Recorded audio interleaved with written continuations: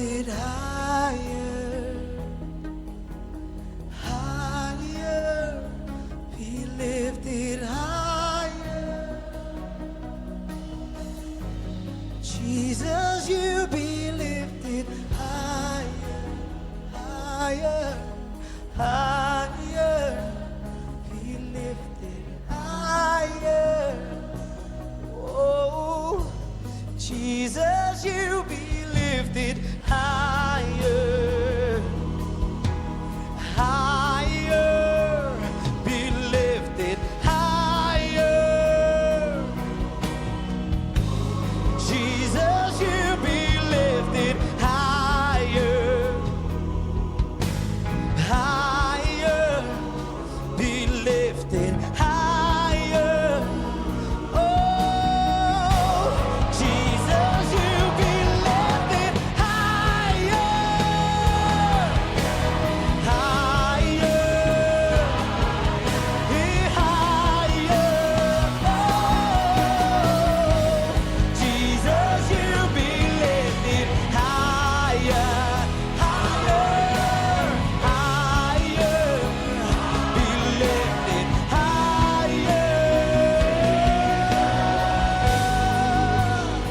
And our King be lifted up, and our King be lifted up. Come on. Let our King be lifted up. Oh, let our King be lifted up. Let our King be lifted up.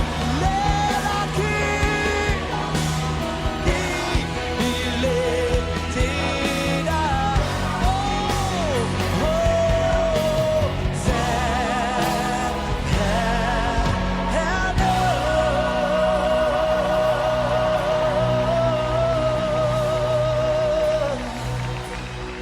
let our King be lifted up.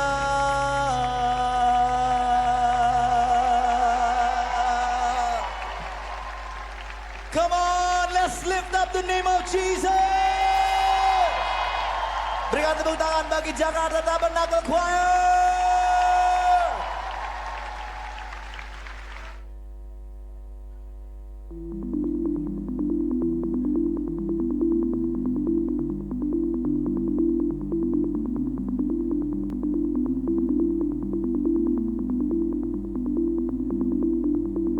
This is our home, a place open to everyone, where people grow and learn. One place, many origins. We gather to celebrate His presence every week, a symphony of arts and work to fulfill our deeper calling. To us, putting Jesus first. To Him, an everlasting love. For in Him, all things were created, things in heaven and on earth, visible and invisible.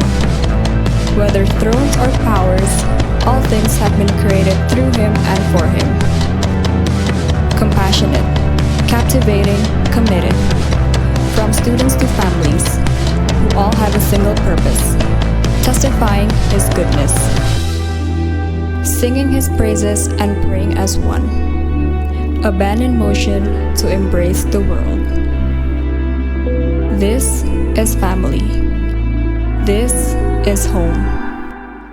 Halo semuanya, Hallo zusammen, selamat pagi. Aku mau undang semuanya untuk bangkit berdiri. lass uns gemeinsam aufstehen. Sebelum kita mulai ibadah kita, aku mau ajak kita semua untuk berdoa. Bevor wir anfangen, lassen wir gemeinsam beten. Bapak kami di surga, terima kasih untuk hari ini. Vater im Himmel, wir danken dir für den heutigen Tag. Terima kasih kalau Engkau boleh mengumpulkan kami di tempat ini Tuhan. Danke, dass du hier uns versammelt hast, Di rumahmu Tuhan untuk bertemu denganmu. in deinem Haus, um dir zu begegnen. Bapak terima kasih kalau misalnya Engkau boleh memimpin jemaat ini Bapak sampai hari ini. Vater, wir danken dir, dass du diese Gemeinde geleitet hast. Kami mau merayakan hari ulang tahun kami di tempat ini hari ini. Und heute feiern wir unseren Geburtstag. Kami mau merayakan kebaikan-Mu Tuhan dari hari ke hari. Wir wollen deine Güte feiern. Biar semua puji yang kami nyanyikan boleh menyenangkan-Mu. Und lass alle Lobpreis ein Wohlklang in deinem Ohr sein. Hadirlah dan bekerja di tempat ini Tuhan. Und wirke du und sei du hier bei uns mit uns. Dalam nama Tuhan Yesus kami berdoa. In deinem Namen haben wir gebetet. Amin. Amen. Hey, aku mau ajak kalian semua untuk kasih tos dulu ke kanan kiri kalian. Als gemeinsam unseren Nachbarn Depan begrüßen. belakang juga. Karena mungkin ada beberapa saudara-saudara kalian yang belum kalian lama udah nggak lihat. Auch eure Freunde, die ihr vielleicht noch schon lange nicht mehr gesehen habt. Buat kalian yang tadi belum dengar, kita hari ini merayakan hari ulang tahun kita. Heute feiern wir unseren Geburtstag. Aku mau ajak kita semua nyanyi dengan penuh sukacita. Also gemeinsam voller Freude singen. Karena Tuhan begitu baik dan tiada berkesudahan kasihnya. Weil Gott so gut ist. Amin. Dan dia nggak pernah berubah dari hari ke hari. Und er hat nie verändert. Dari minggu ke minggu, Woche nach Woche, dari tahun ke tahun. Jahr pro Jahr. Amin. Amen. Let's go. Kita nyanyikan sama-sama, Tuhan Yesus tidak berubah. Tuhan Yesus tidak berubah, tidak berubah, tidak berubah.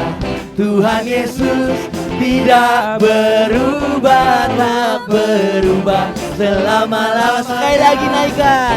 Tuhan Yesus tidak berubah, tidak berubah, tidak berubah. Tuhan Yesus tidak berubah, tak berubah selama-lamanya. Haleluya, haleluya, haleluya, haleluya, haleluya, haleluya, haleluya, haleluya, haleluya, haleluya, haleluya, haleluya, haleluya, haleluya, haleluya, haleluya, amin. Dengan penuh sukacita kita nyanyikan dari awal.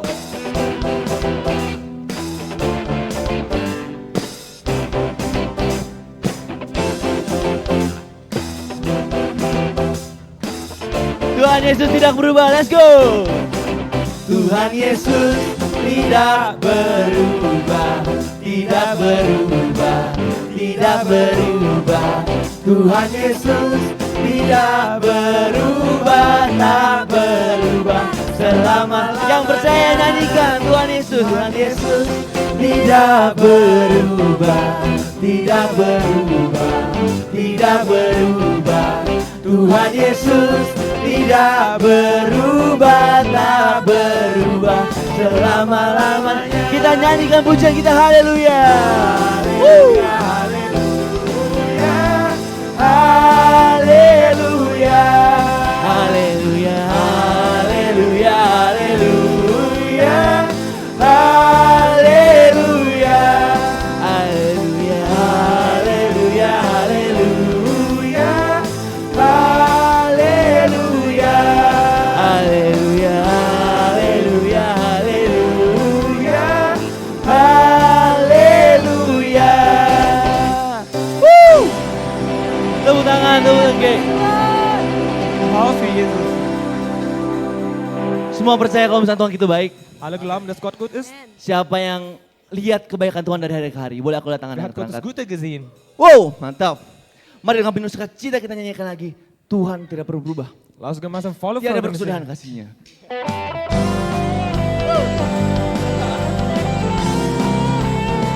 Wow, wow, wow, wow. Tiada berkesudahan, tiada berkesudahan. Kasih setiamu Tuhan, selalu baru rahmat-Mu bagiku. Hari berganti hari, hari berganti hari, tetap kulihat kasih-Mu, tak pernah berakhir di hidupku. Tuhan Yesus baik, sungguh amat baik, untuk selama-lamanya. Tuhan Yesus baik. Sekali lagi nyanyikan, Tuhan Yesus baik. Tuhan Yesus baik, sungguh amat baik, untuk selama-lamanya. Tuhan Yesus baik.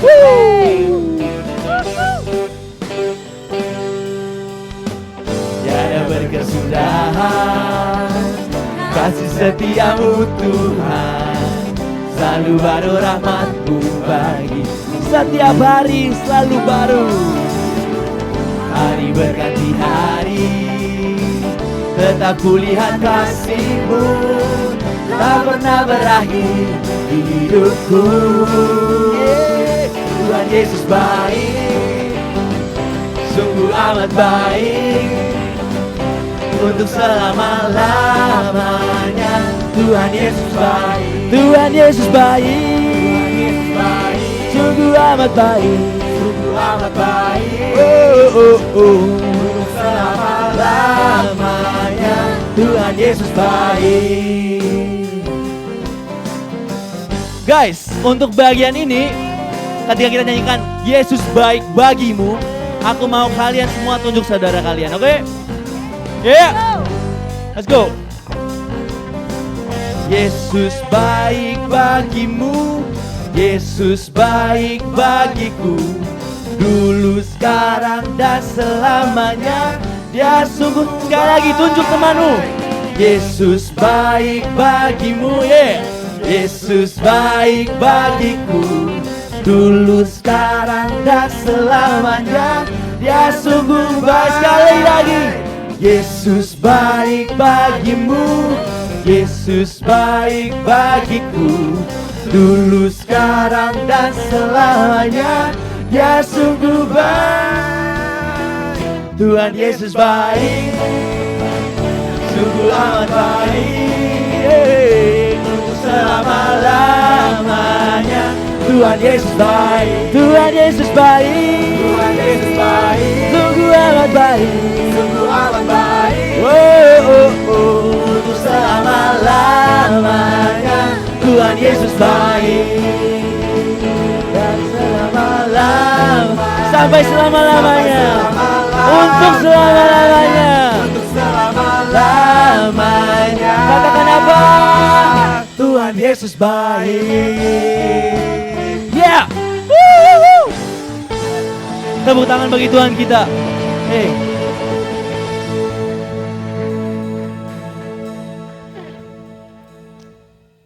Aku katakan sekali lagi bagi kalian mungkin yang belum tahu. Ich wollte noch einmal sagen, Hari ini kita merayakan ulang tahun kita. heute feiern wir unseren Geburtstag.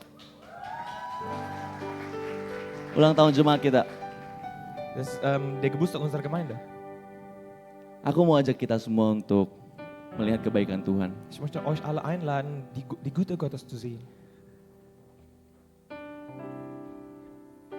Gak harus kebaikan Tuhan di dalam gereja ini. Es muss nicht unbedingt in dieser Kirche sein, Kebaikan Tuhan di dalam hidup kalian. aber es kann auch sein, die Güte Gottes in deinem Leben. Karena aku percaya cerita kalian Weil ich glaube, deine Geschichte, juga cerita kita. das ist auch unsere Geschichte. Gereja ini bukan cuma kita yang di depan. Und diese Kirche besteht nicht nur aus uns hier vorne, Kita semua gereja ini. aber wir sind alle diese Kirche. Setiap kalian yang hadir di tempat ini. Jede einzelne von uns hier, Teman di kiri kalian, di kanan kalian. deine Nachbarn links und rechts, Bagian dari gereja ini. die sind alle Teile von dieser Gemeinde. Kebaikan Tuhan di dalam hidup kalian, apapun itu. Die Güte Gottes in deinem Leben, was auch immer das ist, Itu juga bagian dari kebaikan Tuhan dalam gereja ini. das ist auch ein Teil von der Güte Gottes in dieser Gemeinde. Aku mau ajak kita semua untuk melihat kebaikan Tuhan di dalam hidup kita. Lass uns gemeinsam zurückerinnern an die Güte Gottes in Bagaimana unserem dia Leben. boleh menuntun kita sampai detik ini sekarang. Wie er uns geführt hat bis zu diesem Punkt. Karena aku percaya walaupun sekarang belum baik. Karena aku percaya walaupun sekarang keadaannya belum baik. Weil ich glaube, selbst wenn gerade die Situation nicht so gut ist, Ada kebaikan yang menunggu kita di depan. es wartet auf uns die Güte vorne. Rencana Tuhan selalu baik untuk kita. Und der Plan Gottes ist immer gut. Dan aku percaya, aku mau ajak kita semua untuk percaya Und ich glaube, ich wollte auch euch alle einladen zu glauben sama jalan dan rencana Tuhan yang sudah Tuhan tempatkan buat hidup kita. an die Pläne Gottes für unser Leben. Yes. Mungkin gak selalu mudah, Vielleicht ist es nicht immer einfach, Mungkin gak selalu jadi keinginan kita yang terjadi. Vielleicht die Sachen laufen nicht immer nach unserem Willen. Tapi Tuhan gak pernah bekerja sesuai dengan apa yang kita pikirkan. Aber Gott wirkt nie wie wir gedacht haben. Tuhan kita Tuhan yang begitu luar biasa. Aber er ist wunderbar. Yang menciptakan setiap kalian begitu uniknya. Und der hat jeden einzelnen von uns so gut geschaffen. Dan aku percaya kepada Tuhan kita yang begitu luar biasa. Und wenn wir alle glauben, Yes, God.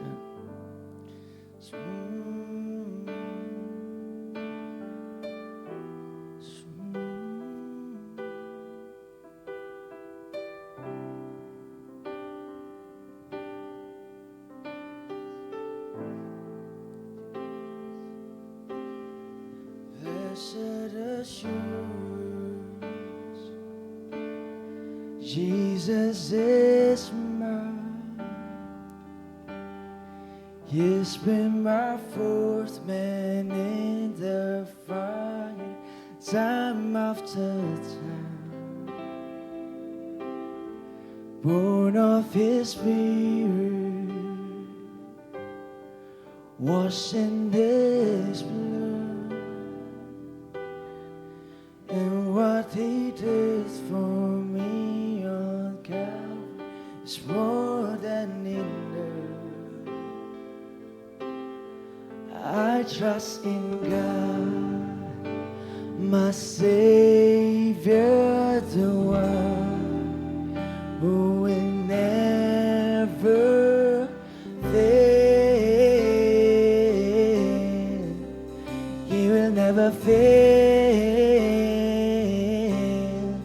I trust in God, yes, my Savior, the one who will never fail. He will never fail.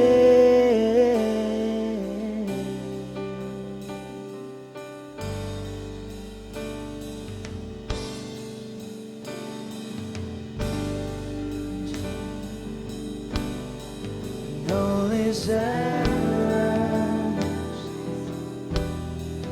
I know the author of tomorrow has ordered my steps. So this is my story, this is my song, praising my risen King and Savior all the day long. I trust in God, my Savior, the one who will never fail. He will never fail. I trust in God, my Savior, the one who will never fail. He will never fail.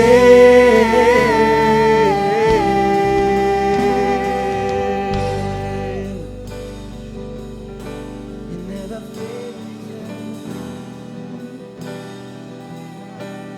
He won't fail you now.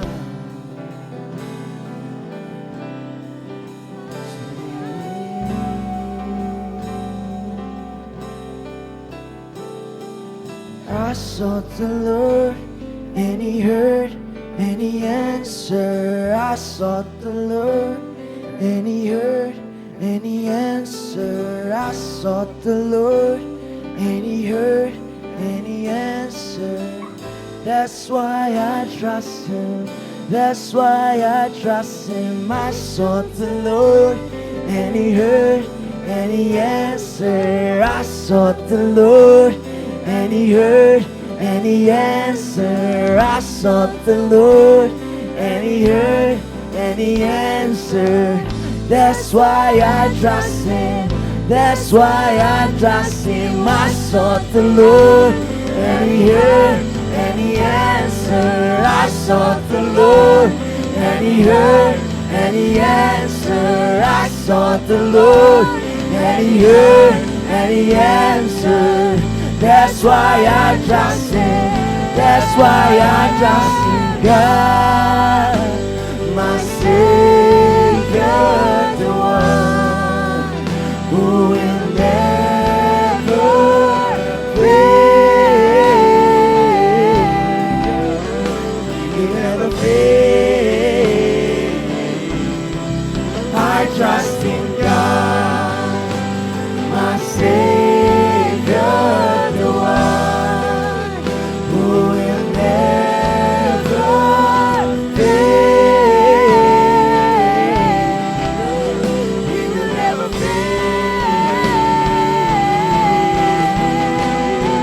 I sought the Lord, and He heard, and He answered. I sought the Lord, and He heard, and He answered. I sought the Lord, and He heard, and He answered.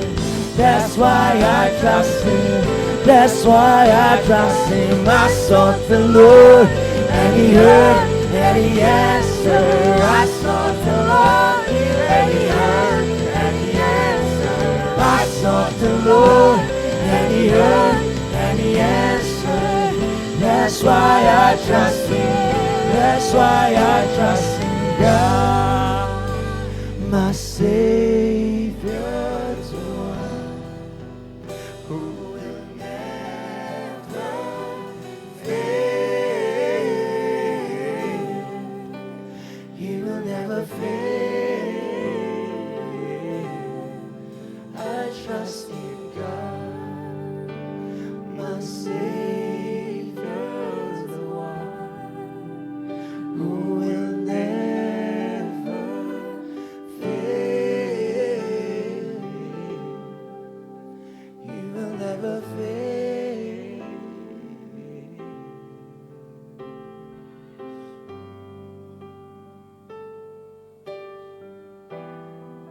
He will never fail.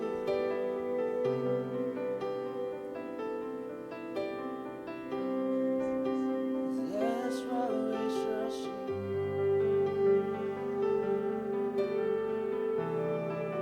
You're always the same, God. You're always the same.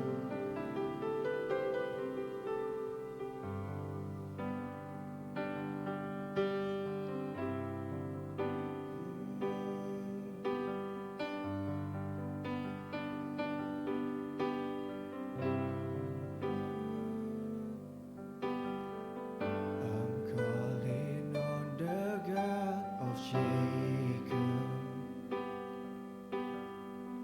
whose love endures through generations.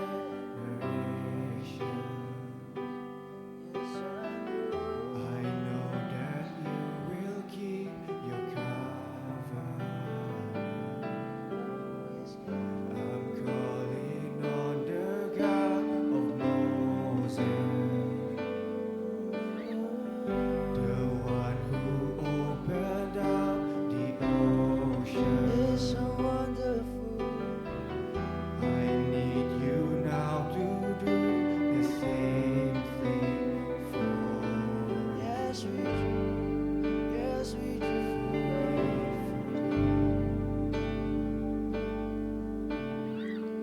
Oh God, my God, I need You.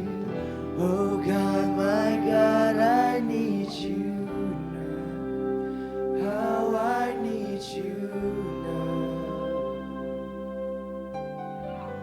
Oh rock of ages, I'm standing on Your faithfulness. Your faithfulness.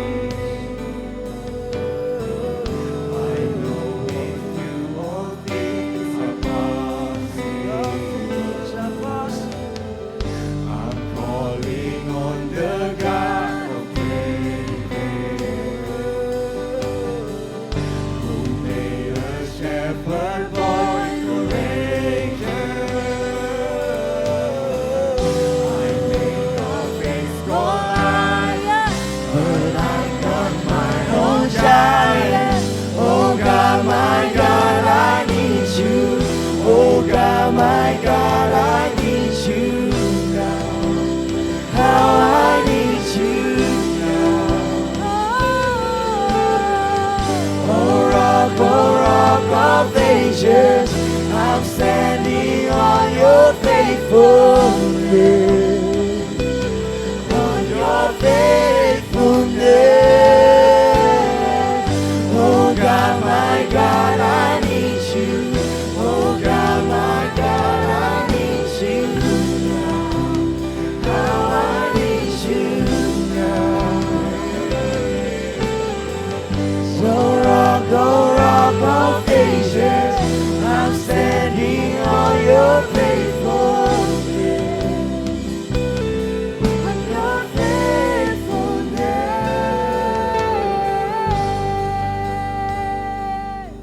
You're so faithful, Lord. You're so faithful, Lord.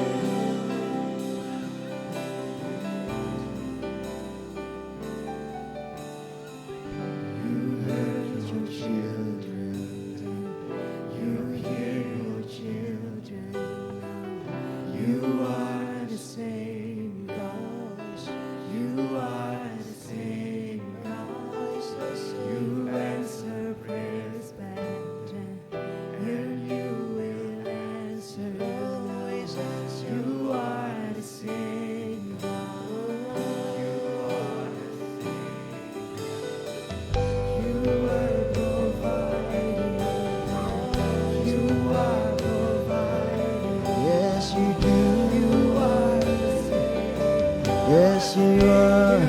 Yes, you are. Yes, you are. You move in power. Yes, God move in power.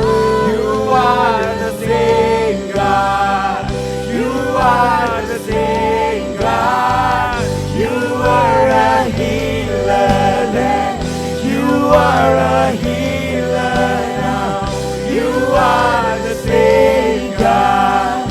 You are the same God. You are a Savior then. You are a Savior now. You are the same God. You are the same God. Oh God, my God, I need you.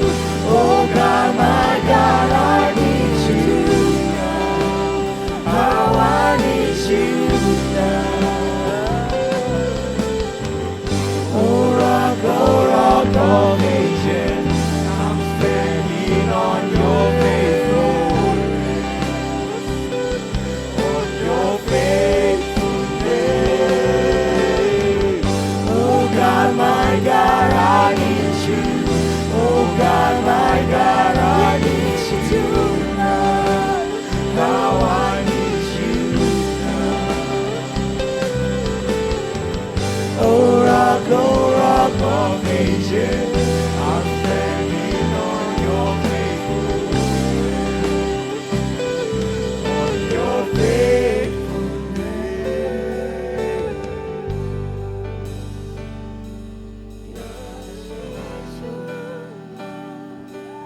You're so faithful.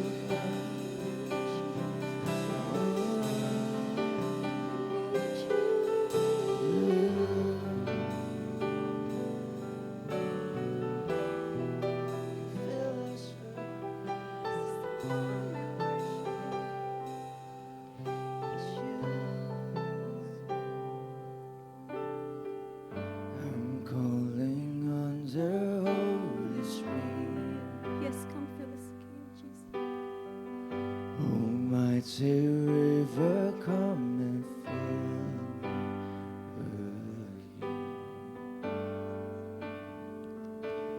Come and fill me.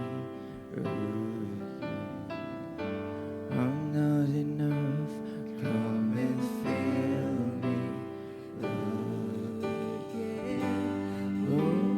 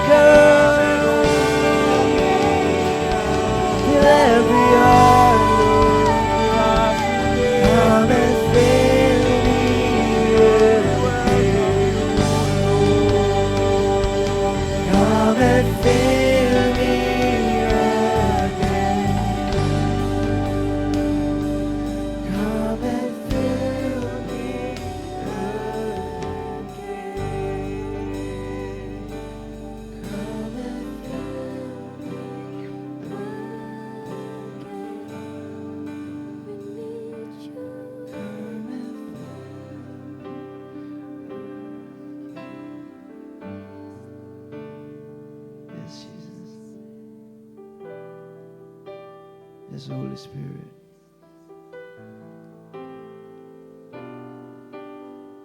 I believe that you are here right now. And you long to fill us up, God. You long to fill us. You long to fill our heart. May our desire only be you, God.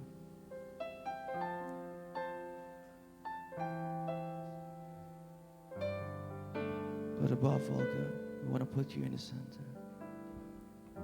Above all that we do, above all that we strive, we want to put you, Jesus, at the center. At the center of our life. Jesus, be the center of you. Jesus at the center of you. From beginning to the end, it will always be. It's always been you, Jesus.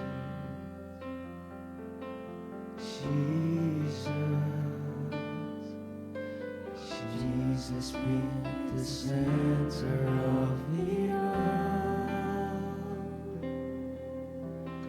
Jesus at the center of it all. From beginning to the end, it will always be. It's always been you, Jesus. Jesus, nothing else matters.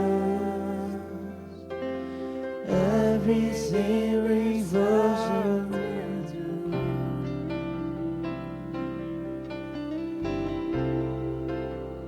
Jesus, you're the center. Everything revolves around you. Jesus, you.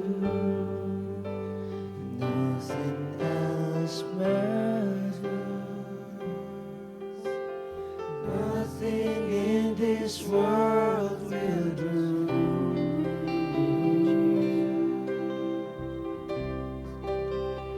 Jesus, you're the center. Everything revolves around you. Jesus, you.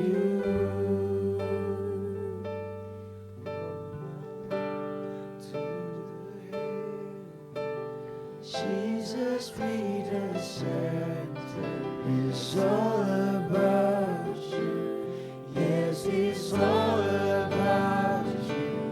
From my heart to the heaven.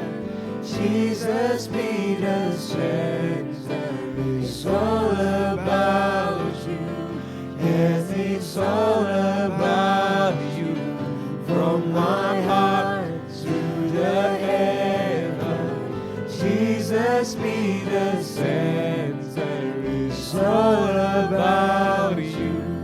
Yes, it's all about you.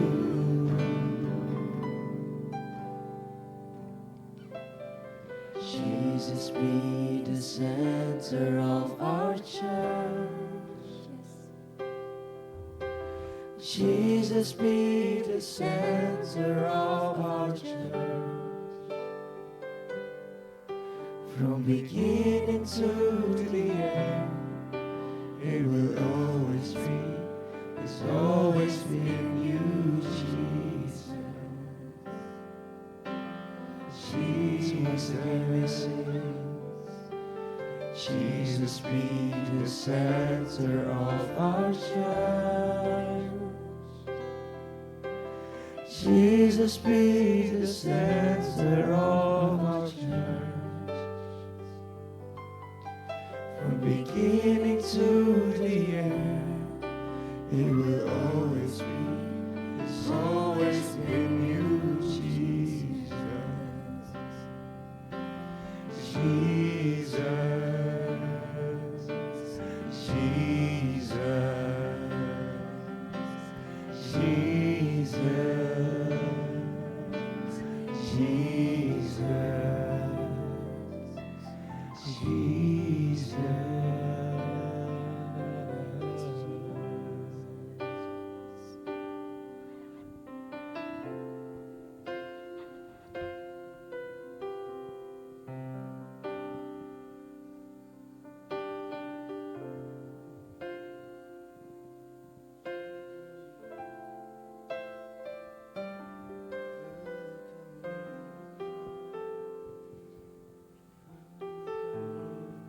Mari jemaat Tuhan, kita satukan hati kita untuk berdoa syafaat bersama-sama. Liebe Gemeinde, lasst uns gemeinsam beten. Terima kasih Tuhan Yesus untuk kebaikan-Mu. Danke, Jesus, für deine Güte. Terima kasih untuk kasih setia-Mu. Danke für deine Treue. Makasih untuk nafas kehidupan Tuhan yang Kau berikan kepada kami sampai saat ini. Danke für jeden Atemzug, den du uns gegeben hast. Kalau kami boleh berkumpul di tempat ini Tuhan untuk memuji dan menyembah Engkau. Dass wir hier heute versammeln können, um dich zu erhören. Dan kami juga boleh merayakan Tuhan ulang tahun gereja kami. Und dass wir unseren Geburtstag feiern können. Terima kasih Tuhan untuk penyertaan-Mu Tuhan, untuk kebaikan-Mu Tuhan atas jemaat ini. Wir danken dir für deinen Beistand all diese Jahre für diese Gemeinde. Dari minggu ke minggu Tuhan, dari Wo- tahun ke tahun. Woche für Woche, Jahr für Jahr. Tangan-Mu Tuhan gak pernah melepaskan gereja ini. Deine Hand hat unsere Gemeinde niemals verlassen. Kami melihat Tuhan bagaimana Engkau bekerja Tuhan. Wir haben gesehen, wie du gewirkt hast. Dan kami masih melihat Engkau sedang bekerja Tuhan. Und wir sehen noch, dass du immer noch wirkst. Dan Engkau gak akan berhenti bekerja Tuhan. Und du wirst niemals aufhören zu wirken. Mengubah setiap hati-hati di tempat ini. Um jeden einzelnen Herz zu verändern. Biar Tuhan, kerinduan kami Tuhan, kami ingin mengenal Engkau lebih dan lebih lagi. Und Vater, wir sehnen uns danach, dich immer mehr kennenzulernen. Mengasihi Engkau Tuhan dengan segenap hati, segenap jiwa, segenap kekuatan kami. Dich zu lieben mit allem unserem Herzen, mit all unseren Stärken. Satukan kami Tuhan. Vereine uns, Gott. Kami mau Tuhan menjawab doa-Mu. Wir wollen Gott dein Gebet beantworten. Sama seperti Engkau satu di dalam Bapa. Genauso wie du eins im Vater bist. Dan biar Tuhan, kami juga boleh Tuhan menjadi satu. Und Vater, wir wollen auch eins werden. Kami tahu bukan dengan kekuatan kami, Wir wissen das nicht von unserer Stärke. tapi dengan Roh Kudus yang membantu kami untuk menjadi satu. Aber das kann nur passieren durch deinen Heiligen Geist, der uns vereint. Roh Kudus, kami minta Engkau untuk terus hadir di tempat ini. Heiliger Geist, wir beten dich, dass du immer bei uns bist. Hadir di setiap hari kehidupan kami. Sei du mit uns in allem unserem Alltag Tunjukkan diri-Mu Tuhan lebih dan lebih lagi. und zeig dir, wo du bist. Tunjukkan diri-Mu Tuhan lebih dan lebih lagi kepada setiap jiwa di tempat ini. Und zeig dich für jeden einzelnen von uns. Karena kami tahu Tuhan, hanya dengan perjumpaan dengan Engkau, Weil wir wissen, Gott, nur durch die Begegnung mit dir hidup kami diubahkan sampai selama-lamanya. kann unser Leben verändert werden für immer. Dan kami mau Tuhan, Und Vater, wir wollen sebagai satu jemaat Tuhan, als eine Gemeinde melengkapi Tuhan, vervollständigen, melengkapi setiap Tuhan bagian-bagian tubuh-Mu. vervollständigen jeden einzelnen von deinem Leib. Biar kami Tuhan gak compare satu sama lain, Dass wir uns nicht gegeneinander vergleichen, tapi kami boleh merayakan satu sama lain. aber wir feiern jeden einander. Kami boleh menguatkan satu sama lain, Wir können gegeneinander verstärken. encourage satu sama lain ketika yang satu lagi lemah. Wir können gegeneinander ermutigen, wenn der eine gerade schwach ist. Ketika yang satu lagi sakit Tuhan, kami juga boleh merasakan sakit itu Tuhan. Wenn der eine Schmerzen spürt, dann können wir auch die Schmerzen spüren. Hancurkan hati kami Tuhan untuk apapun yang menghancurkan hatimu juga. Und brich unser Herz für das, was auch immer, für das, was dein Herz auch bricht. Beri kami hati yang lebih peka lagi Tuhan akan rohmu. Und gib uns eine sensible Herz.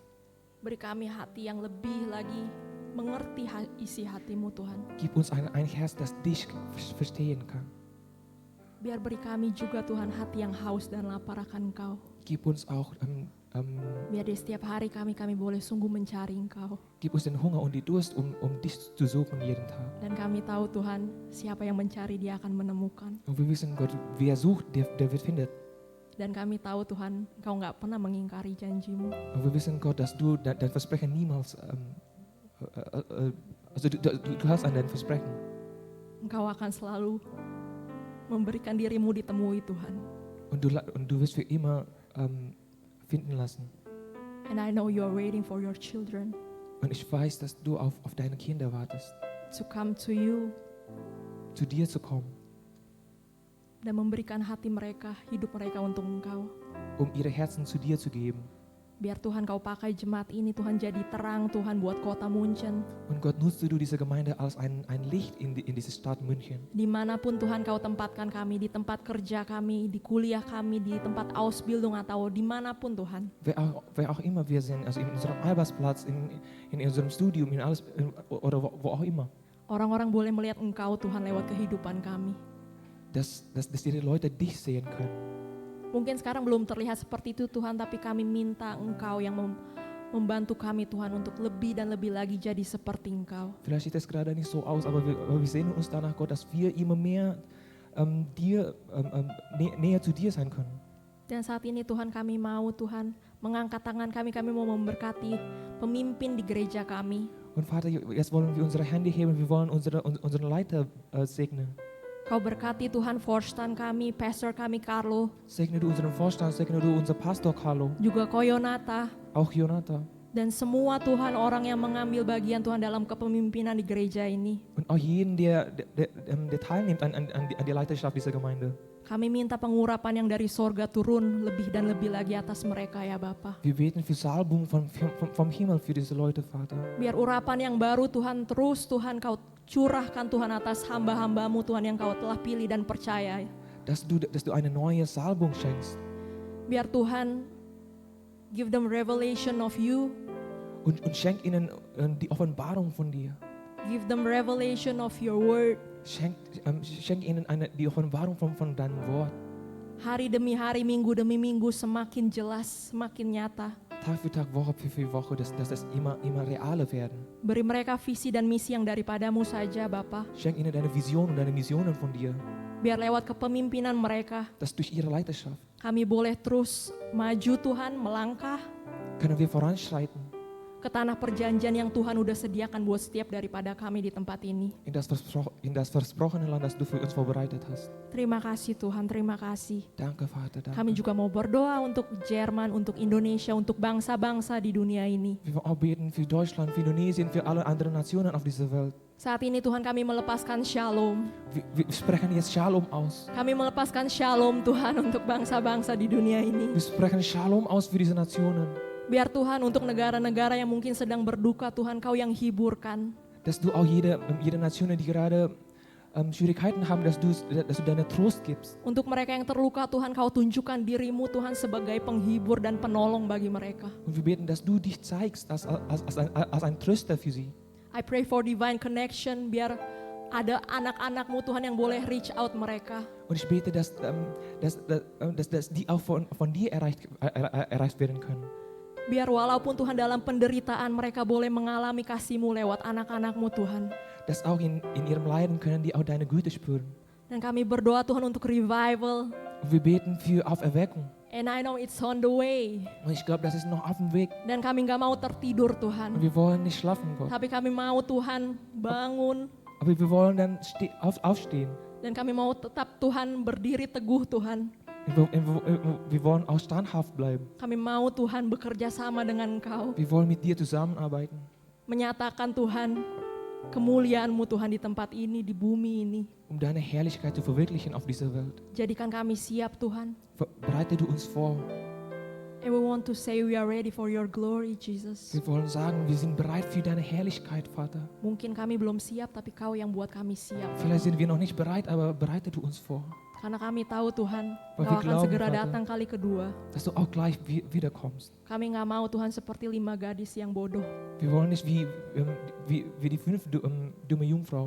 Tapi biar Kau temukan kami Tuhan seperti 5 gadis bijaksana. Aber wir beten, dass du uns wie die anderen 5 Jungfrauen, die volle Weisheit haben. Yang pelitanya tetap menyala Die das Licht haben. ketika Engkau datang kali kedua ya Bapa. Wenn du wiederkommst für das zweite Mal. Thank you Jesus, kami juga mau memberikan persembahan. Danke, Jesus. Und wir wollen gleich auch die Opfergabe geben. Biar setiap persembahan yang boleh kami berikan, Wir beten, dass jede Opfergabe, die wir geben, boleh Kau pakai Tuhan untuk memperluas kerajaan-Mu Tuhan, kannst du nutzen für die Erweiterung deines baik Königreichs. di tempat ini atau di tempat yang lain. Sei es an diesem Ort oder wo auch immer. Terima kasih Tuhan Yesus untuk berkat-berkat-Mu, untuk kebaikan-Mu dalam kehidupan kami. Danke, Jesus, für die Segen und für die Güte in unserem Leben. Kami kembalikan Tuhan segala puji, segala syukur, hormat dan kemuliaan bagi nama-Mu saja. Wir geben alle Lobpreis, alle Herrlichkeit wieder zurück zu deinem Namen. Nama yang kudus, nama yang layak terima semua pujian dan sembah kami. Der heilige Name, der würdige Name ist. Nama Yesus Kristus Tuhan dan Raja kami. Der Name Jesus Christus, Gott und unser Vater. Amin. Amen.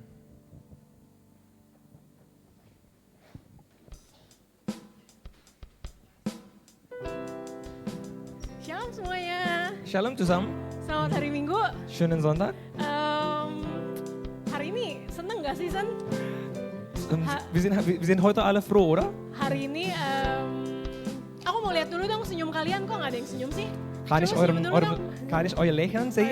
Gila, cakep-cakep banget Zeigt nih uns hari euer ini. Lächeln? Cakep-cakep banget nih hari ini. Ich schaut heute ganz gut aus.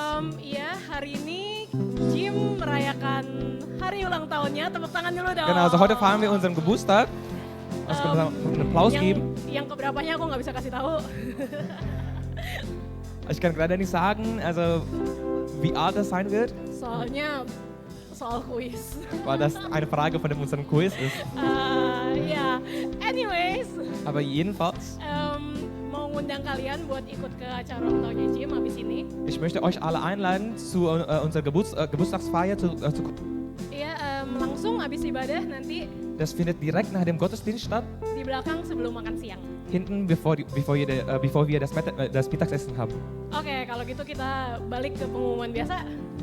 Und wir kommen zurück zu unseren normalen Bekanntmachungen. Yang pertama Sunday service. Und das erste ist Sonntagsgottesdienst. Setiap hari Minggu jam 10.30 Wir feiern das jeden Sonntag um 10:30 Uhr di Michaelskirche.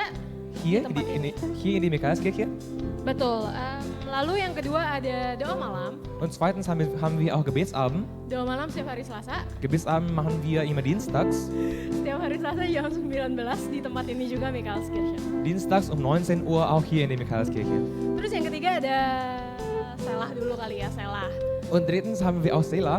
Selah itu acara praise and worship night. Selah ist quasi so wie ein Worship-Abend. Iya, yang diadakan sama gereja kita setiap hari Sabtu. Und unsere Kirche macht das immer jeden Samstag. Jam 19 juga di gereja ini. Um 19 Uhr auch in dieser Kirche. Oke, yang terakhir ada Komsel. Und letztens haben wir auch Zellgruppe. Ada yang belum tergabung Komsel, aku mau tanya dulu. Ist jemand noch nicht in einer Zellgruppe? Nggak ada, bagus banget, Nih. seru banget nih. Sehr gut. Komsel, kalau kalian belum tergabung, boleh banget melden ke Asher kita di belakang. Wenn ihr immer noch keine Zellgruppe habt, dann könnt ihr gerne auf unser Asher-Team zukommen. Komsel itu tergantung komselnya masing-masing, bisa setiap hari Jumat atau setiap hari Sabtu. Und wo und wann das stattfindet, kommt immer auf jede Zellgruppe an. Es kann normalerweise entweder am Freitag oder am Samstag stattfinden. Iya, terus juga malam atau paginya tergantung komsel masing-masing juga. Und wann das stattfindet, kommt auch auf jede Zellgruppe an. Oke, yang terakhir ada orang yang baru hadir pertama kali di sini, boleh Und angkat tangannya? letztens wollte ich fragen, ob jemand hier zum ersten Mal da ist. Wih, tepuk tangannya dulu dong. Langsung Yang Applaus sampingnya geben. boleh sapa-sapa. Dass die Leute um ihn herum können. Hai. Iya, teman Asher kita itu ada yang baru. Also unser Asher-Team, wir haben jetzt eine neue. Welcome banget di gereja Jim ini. Herzlich willkommen zu dieser Gemeinde. Seneng banget ngeliat kamu di gereja ini. Wir sind richtig froh, dich zu sehen in dieser Gemeinde. Oke, nggak pakai lama lagi, aku mau ngundang Ko Carlo. Und weiter zu zögern, will ich dann Carlo einladen. Iya, selamat bekerja.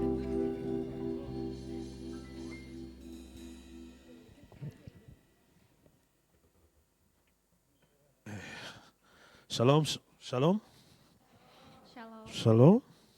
Check, check. 3, 4, 5, 6. We're getting there.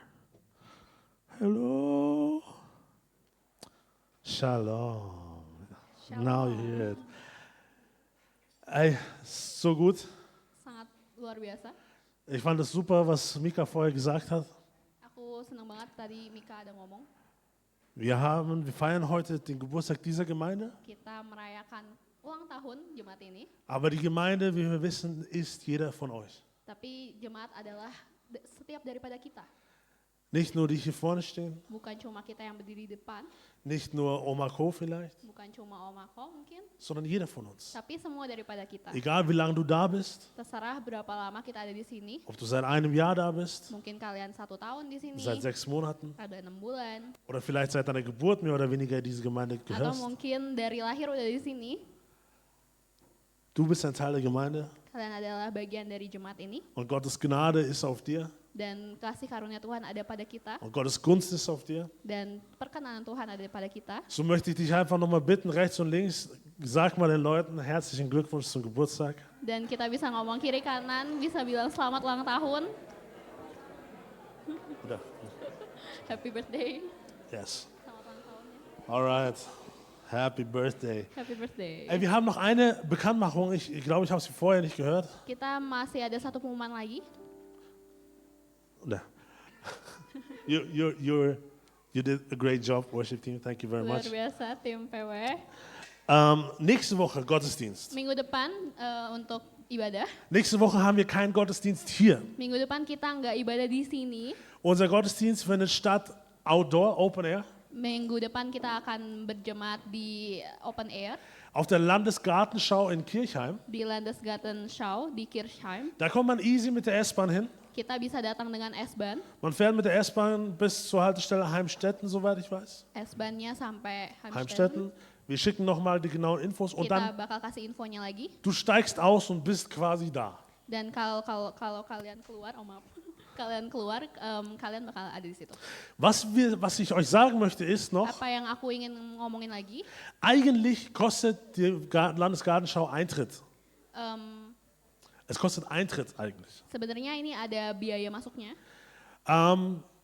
Und wir haben aber gesagt, Tapi kita mau ngomong dass jeder von euch, der dabei sein möchte, bahwa semua yang mau ikut, dass der Eintritt übernommen wird. bahwa kita akan mengambil tiket masuknya atau membiayai tiket masuknya. Wir brauchen nur von euch eine genaue Zusage, dass ihr auch wirklich kommen werdet, Kita cuma butuh kalian untuk bilang iya kalau kalian mau datang, damit wir die Tickets bestellen können supaya kita bisa pesan tiketnya und sie dann an euch senden können. dan kita bisa kirim juga. Also sagt uns bitte Bescheid, wenn du kommen möchtest. Dan tolong kasih tahu kita kalau kalian mau ikut minggu depan. Wir werden auch noch mal über WhatsApp werden wir auch noch mal eine Liste machen, wo man sich eintragen kann, dass ihr dabei sein möchtet. Di WhatsApp kita bakal kasih satu list, kalian bisa isi apakah kalian mau ikut atau enggak. Und dann werden wir die Kosten übernehmen, Dan kita akan menanggung biayanya. weil der Eintritt kostet eigentlich so für Erwachsene 19 Euro. Karena untuk masuk biayanya sekitar 19 Ja. Euro. Für Jugendliche, für Azubis, Ausbildende alle 17 Euro. Untuk kita student atau acubi itu kira-kira 16. Für Kinder bis 18 0 Euro. Untuk anak-anak sampai 18 tahun itu gratis. Das heißt, nehmt so viele Kinder wie möglich mit. Maka dari itu jangan terlalu banyak.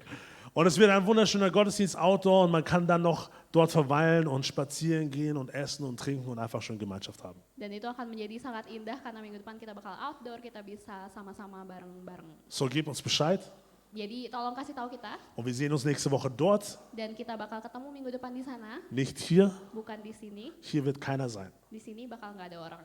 Und in 2 Wochen sind wir wieder ganz normal da. Dan di 2 minggu ke depan kita bakal normal di sini lagi. Alright.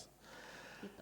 So, und jetzt Ja. möchte ich aber, bevor wir einsteigen in das Wort, Dan sekarang sebelum kita mau mulai firman Tuhan, möchte ich eine besondere Person nach vorne beten. aku ingin meminta satu orang yang spesial. Die Person, die vor 34 Jahren so Obedience, so gehorsam war zu Gott Beliau sangat taat dari sebelum 34 tahun yang lalu. und gesagt hat, okay Gott, wenn du eine Gemeinde starten möchtest hier, dann benutze mich als dein Werkzeug. Dan dia bilang kalau Tuhan kalau kamu mau membangun jemaat ini dan pakailah aku sebagai alatmu. Und ich möchte jetzt Oma Ko einladen, dass sie nach vorne kommt und ein kurzes Zeugnis gibt. Dan aku ingin mengundang Om Ako untuk maju ke depan untuk sharing sedikit, Stellvertretend für alle, die die Gemeinde begonnen haben vor 34 Jahren. untuk menjadi wakil dari orang-orang yang membangun jemaat ini. Okay, lass uns sie einladen, komm on.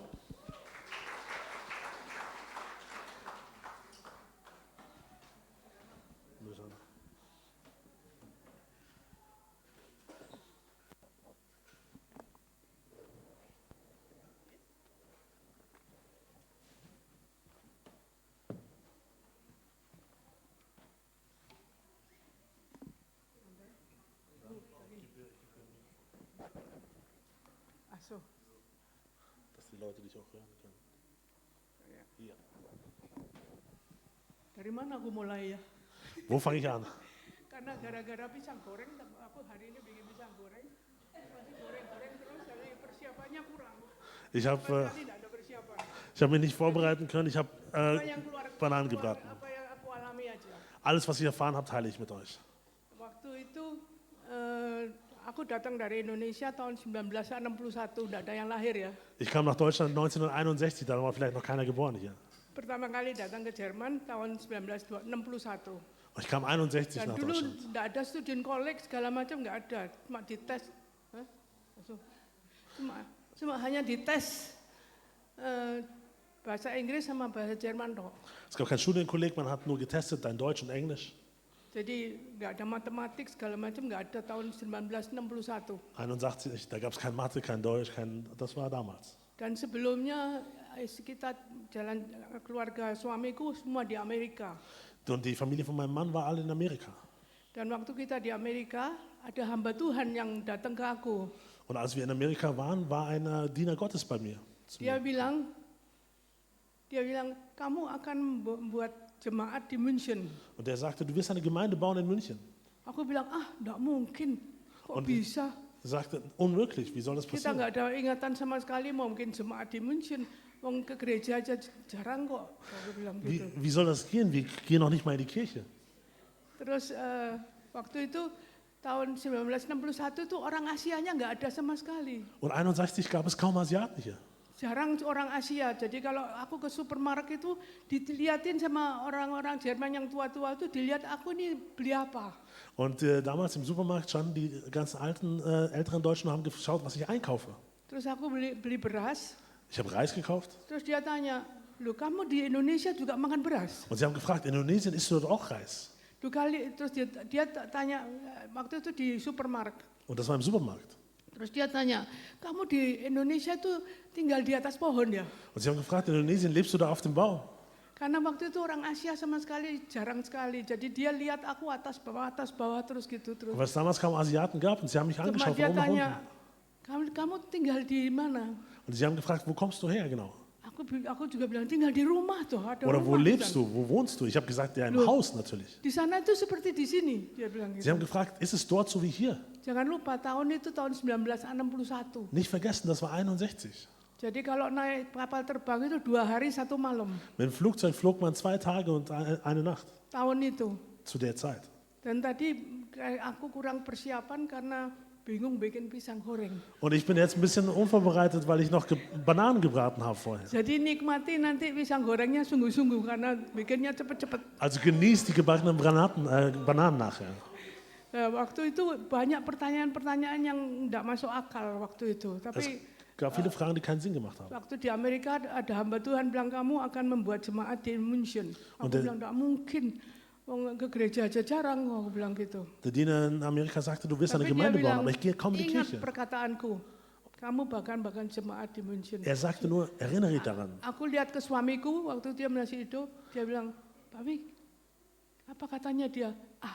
Bohong, kosong katanya dia. Ich habe meinen Mann angeschaut und gefragt, was soll das? Und er sagte, ach, das ist alles eine Lüge. Tapi itu masih nyantol di kepalaku. Aber es blieb in meinem Kopf. Tapi waktu tahun itu ya kita mau ke gereja, tapi aku kumpulin teman-teman yang sekitar kita gitu, terus aku bilang, kamu kalau hari Minggu kemana? Und dann habe ich die Leute um mich herum gefragt, hey, sonntags, wo gehst du denn in die Kirche? Dulu aku Katolik karena mulai dari sekolah dasar sampai sekolah kanak-kanak dan SMP, SMA semua itu sekolah Katolik. Damals war ich eine wahrhafte Katholikin. Jadi dulu zamanku kalau ngomong sama pastor enggak boleh lihat ke atas, mesti lihat ke bawah. Damals, wenn man mit dem Pastor sprach, durfte man nicht anschauen, man musste nach unten gucken. Zamanku. Das war in meiner Zeit. Waktu itu aku juga bilang, waduh, kalian kalau hari Minggu itu ngapain sih? Waktu itu kita sudah ada kumpul-kumpul sama orang Indonesia setiap hari Sabtu gitu. Und dann hatten wir eine Versammlung mit ein paar Indonesien am Samstag und ich habe immer gefragt, wo Aku geht ihr tanya sonntags zur mereka, Kirche?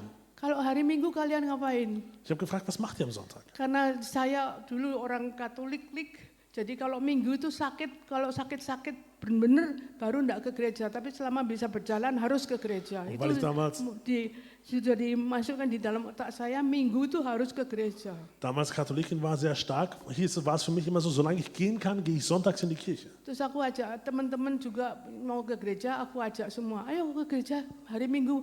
Oma, waktu itu masih tante, bukan oma. Und ich habe meine Freunde eingeladen, die haben mich damals noch Tante genannt, noch nicht Oma. Terus dia bilang, nggak ngerti, ngomongnya bahasa Jerman terus lah, aku nggak ngerti bahasa Indonesianya gimana. Terus kata suami saya bilang gitu, waktu itu bilang, ayo kalau gitu kita kumpul hari Minggu baca Alkitab. Karena dulu Alkitab itu hanya untuk pastor. Kita umat biasa hanya punya buku Mada Bakti. Kalau di gereja ada kitab kecil gitu, lah itu contoh-contoh doa. Okay, und damals hat dann mein Mann gesagt, hey, wenn ihr nicht versteht, was sie sagen, lasst uns am Sonntag zu uns nach Hause kommen und die Bibel auf Indonesisch lesen, weil damals war die Bibel noch nicht so verbreitet unter all den Leuten. Tapi kita dulu sebagai orang Katolik itu jarang doa keras, itu jarang.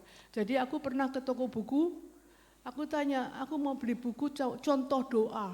Aku bilang gitu. Und damals, wir haben nicht viel laut gebetet und ich bin in die Buchhandlung gegangen und habe gesagt, gib mir ein Buch, wie man betet. Terus mereka toko bukunya bilang, yang punya buku bilang, ya contohnya doa itu ya Alkitab, kata dia gitu. Und die Buchhandlung hat gesagt, wenn du wissen willst, wie du betest, dann lies in der Bibel. Kamu mesti baca Alkitab, terus kamu bisa bikin bagaimana caranya berdoa. Du musst die Bibel lesen und dann weißt du, wie man betet. Tapi waktu itu enggak masuk akalku, karena aku bilang, contoh doa itu apa? Jadi aku ke toko buku Kristen, aku cari contoh-contoh doa itu enggak ada. Und ich bin in andere Büchereien gegangen, christliche Bereiche, habe geschaut, wie man betet, aber es gab keine Beispiele dafür. Dari situ kita bilang, ayo kalau gitu hari Minggu kita kumpul, kita baca Alkitab. Und dann haben wir gesagt, wir treffen uns am Sonntag und wir lesen die Bibel. Itu mulai kita kumpul sama mereka yang mau baca Alkitab tuh kira-kira 5 orang. Das begann damals mit ungefähr 5 Leuten. Dari situ kita mulai baca Alkitab, terus mulai tanya-tanya apa itu, bagaimana contoh berdoa. Karena tidak ada buku contoh berdoa, tidak ada. Wir haben die Bibel gelesen, wir haben gegenseitig Fragen gestellt und gelernt, wie man betet. Aku diketawai sama yang punya toko itu bilang, contoh doa itu ya kamu mesti baca Alkitab. Katanya. Der Buchhändler hat mich nur ausgelacht. Wenn du wissen willst, wie du betest, dann lies die Bibel. Terus kita ajak teman 5 yang benar-benar mau baca Alkitab. Und dann haben wir wirklich 5 Leute gefunden, die wirklich Bibel lesen wollten. Dari situ awalnya dari gereja ini. Und dort begann diese Kirche. Dengan 5 orang, Mit 5 yang Leuten. lain sudah tidak tahu di mana. Die anderen wussten wir nicht, wo sie sind. Dari situ kita mulai berdirinya jemaat ini. Waktu itu di rumahku, kumpulnya di kolam renang di bawah. Und so begann es damals im Haus, in unserem Haus, im Keller, im Schwimmbad. Dari situ kita mulai belajar Alkitab. Dort haben wir angefangen, die Bibel zu lesen. Tapi membaca Alkitab itu lama-lama ya tidak ada yang nerangin, lama-lama bosen kan. Aber wenn man die Bibel liest und keiner es erklärt, dann wird es langweilig. Jadi kita cari-cari orang yang bisa menuntun kita. Dari situ kita mulai belajar. Setiap kali kalau baca Alkitab selalu dalam waktu makan terjadi mujizat sama Tuhan Yesus. Und wir haben nur gelernt, wir haben jemanden gesucht, der uns anleitet und dann haben wir Wunder erfahren, als wir die Bibel gelesen haben, während wir gegessen haben. Kalau selagi makan. Während dem Essen. Nah kalau kita kumpul-kumpul itu nggak ada makan kan, terus suamiku waktu itu bilang, ayo mulai kumpul minggu depan kita mulai kumpul dan makan siang. In der Bibel heißt es ja, viele Wunder geschahen, als die Leute gegessen haben. Und dann hat mein Mann gesagt, ja, dann laden wir sie ein und wir essen ab jetzt. Sejak itu kalau kita kumpul selalu mesti makan siang sampai sekarang. Und deswegen, haben wir uns immer getroffen und wir haben immer gegessen, wenn wir uns getroffen haben, bis heute. Sampai sekarang juga tetap ada makanan karena mulai dari awal sudah kita bilang kita mesti kumpul sambil makan, terjadi mujizat. Und das haben wir getan von damals bis heute, weil wir gesehen haben, während der Essenszeit geschehen Wunder. Terus kita lihat di Alkitab, memang benar kalau lagi kumpul perjamuan kudus, terus semua itu lagi tuh Tuhan kumpulin orang-orang, kumpul makan bersama sama ikan sama 12 bakul roti segala macam selama lagi makan. Und wir sehen die Wunder von 5 Broten und 2 Fischen von dem Abendmahl, wie dort Wunder geschehen. Dari situ dan tahun waktu kita mulai kumpul itu tahun 1990. Und das begann im Jahr 1990.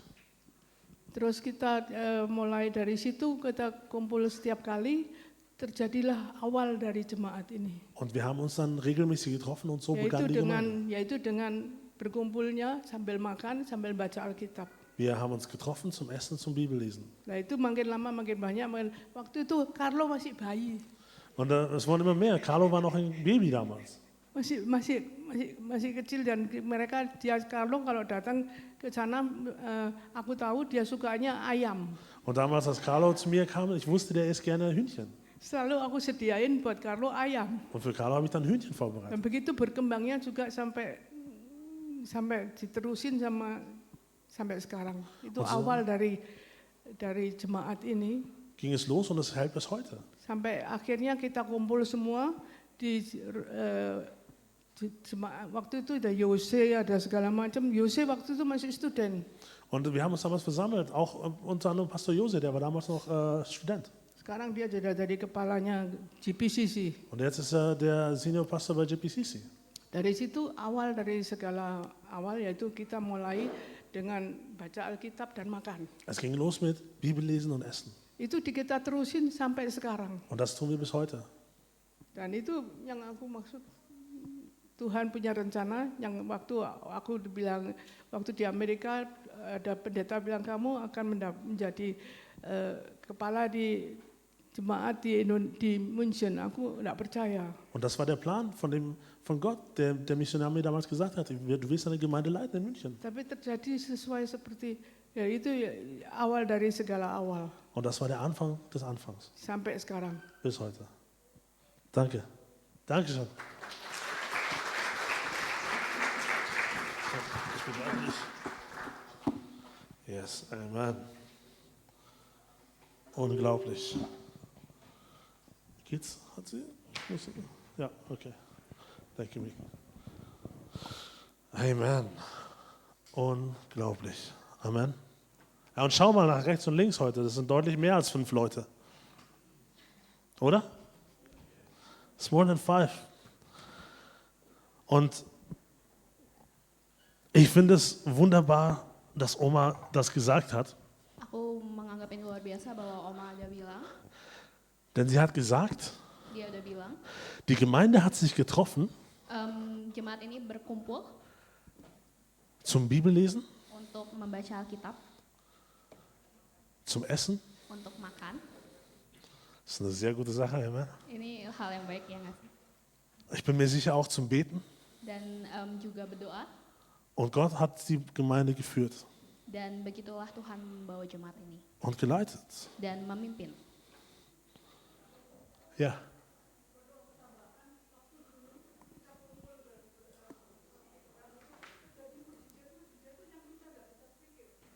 Aber ja? Oh, es geschahen Wunder, die wir nicht geglaubt haben.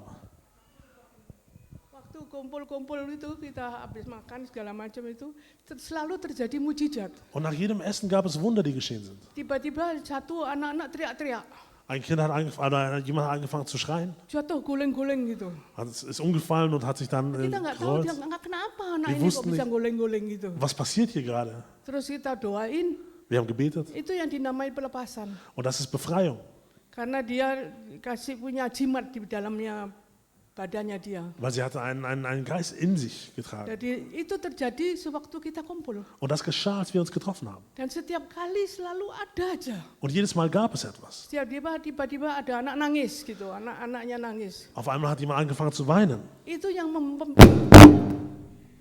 memperkuat kepercayaan kita pada Tuhan karena terjadi mujizat yang bisa dilihat. Und das hat unseren Glauben gestärkt, weil Wunder geschehen, die wir gesehen haben. Terjadi pelepasan sampai jatuh berguling-guling itu selalu ada kalau kita lagi kumpul. Und es gab immer Wunder, als wir uns getroffen haben. Itu aku hanya mau tambahkan, mana Tuhan punya mujizat yang luar biasa. Dari situ mereka yang datang itu lebih percaya lagi. Amen. Wenn Gott Wunder tut, dann Itu fangen Leute an, noch terjadinya, mehr zu glauben. itulah terjadi awal dari jemaat ini karena terjadi mujizat yang bisa dilihat. Das war der Anfang, weil Wunder geschehen sind, die wir gesehen haben. Dan dari situ kita menoleh dari hari ke hari makin bertambah sampai sekarang. Und so kamen wir immer mehr und immer mehr bis heute. Amen. Amen. Amen. Amin. Amen. Wir haben gesagt, wie Oma gesagt hat, Gott ist der gleiche damals, heute und in aller Zeit. Amen. Kita juga bilang dan Oma juga bilang Tuhan itu sama dari dulu sampai sekarang. Und was er damals getan hat, Dan apa yang Tuhan lakukan, so glauben wir, dass er es auch heute wieder tun wird. Amen. kita percaya bahwa Tuhan akan melakukan juga hari ini. Amin. Wir sehnen uns danach auch. Ich habe so die Sehnsucht seit Monaten, seit einem Jahr vielleicht, dass Gott wirklich wieder seine Wunder tut. Aku juga sangat rindu di akhir-akhir bulan ini bahwa Tuhan melakukan mujizatnya. Dass wir hier das sehen, ganz klar, wie Wunder geschehen, Heilungen geschehen. Supaya kita bisa melihat dengan jelas gimana mujizat itu terjadi Wenn wir beten. ketika kita berdoa. Amen. Amin. Aber dafür braucht es eine Erwartung von uns Tapi maka dari itu dia membutuhkan kita und einen tiefen Glauben an Gott. dan membutuhkan iman yang dalam akan Tuhan. Weil ich sage es so oft, Jesus hat selber gesagt, damals in seiner Heimatstadt hat er keine vielen Wunder getan. Karena Tuhan Yesus pun dulu di tempat dia itu tidak melakukan banyak mukjizat. Und das heißt, er hat dort nicht viele Wunder getan, weil sie keinen Glauben an ihn hatten. Di situ dia nggak melakukan banyak mukjizat karena tidak banyak yang memiliki iman padanya. Nicht glaubten an seine Macht, Tidak percaya pada kekuatannya dia. weil sie ihn vielleicht kannten. Dan mungkin karena dia mengenal Tuhan. Als Yesus, kleines Kind, sebagai anak kecil das geweint hat, yang pernah menangis, das sich vielleicht noch in die Hose gemacht hat, yang mungkin pernah das sich in die Hose gemacht hat. yang pakai celana. Stell dir vor, du kennst so jemanden und dann sagst, wie soll ich an diese Person glauben, dass er der Messias ist, dass er der Gott und König ist. Dan kita bisa pikirkan gimana kita bisa percaya pada orang ini sebagai Mesias kita. Aber das soll uns hier nicht aufhalten, Amen. Tapi kita nggak mau ada di sini kayak gitu. What is this? Ganti Mikro. Und es geht darum, Gott wirklich tief zu kennen. Ini adalah tentang kita mengenal Tuhan lebih dalam lagi. Und ich möchte jetzt noch mal etwas teilen für uns heute. Dan aku ingin membagikan sesuatu hari ini. Und ich möchte, dass wir das aufschreiben oder mitschreiben, wenn du mitschreiben kannst. Dan kita bisa menulis kalau misalnya kita mau. Weil als ich darüber nachgedacht habe, worüber wir heute sprechen zum Geburtstag, Dan ketika aku berpikir apa sih yang harus kita ngomongin hari ini di ulang tahun kita, musste ich natürlich an Oma erst denken. aku harus pikirin tentang Oma pastinya. Und dann kam mir einfach das Wort Legacy in den Kopf. Lalu ada satu kata tentang legacy. Das Vermächtnis. Itu adalah warisan. Das, was man hinterlässt. Apa yang ditinggalkan. Das, wofür man bekannt ist. Apa seperti apa kita dikenal. Und Gott hat so viele gute Dinge begonnen bereits in unserem Leben. Amen. Dan Tuhan udah mempunyai banyak hal-hal yang baik bagi kita. Und ich sehe, wie Gott so viele gute Dinge in dieser Gemeinde begonnen hat. Dan gimana Tuhan udah memulai hal-hal yang baik di jemaat ini. Warum sage ich, dass ich das sehe? Kenapa aku bilang aku udah melihat itu? Weil jeder von euch hier ist. Karena semua daripada kita ini ada di sini. Jeder von euch ist ein gutes Werk Gottes. Semua daripada kita adalah alatnya Tuhan. Aber wir sind noch nicht am Ende. Tapi kita bukan ada di akhir. Das Werk ist noch nicht vollendet. Karena pekerjaannya tidak berakhir. Und vieles, was wir uns heute ansehen werden, Dan apa yang ingin kita lihat lagi hari ini, das hat zwar mit der Kirche zu tun und ich werde viel von der Kirche sprechen, insbesondere von unserer Kirche hier. kita bakal ngomongin banyak tentang gereja, terutama di jemaat ini. Aber das Verständnis von dem Thema heute, von Legacy, Tapi kita ingin mengetahui tentang legacy atau tentang warisan. das kannst du mitnehmen in dein persönliches Leben. Dan kita bisa ambil itu juga di kehidupan kita sehari-hari. Was für ein Vermächtnis möchtest du hinterlassen? Apa sih legacy atau warisan yang ingin kita tinggalkan Für die Leute um dich herum, untuk orang-orang sekitar kita, für deine Kinder, untuk anak-anak kita, für die Gemeinde, untuk jemaat kita, für Gott. untuk Tuhan. Und wir werden uns auch die kommenden Wochen damit beschäftigen, Dan kita di minggu-minggu depan akan juga tentang hal ini, sibuk tentang hal ini, über unser eigenes Leben in Christus. tentang hidup kita sendiri di dalam Kristus. Weil wir haben ja in den letzten Wochen viel über die Kirche gesprochen und heute werden wir das beenden. Karena kita minggu-minggu lalu udah ngomongin banyak tentang gereja dan hari ini akan berhenti tentang itu.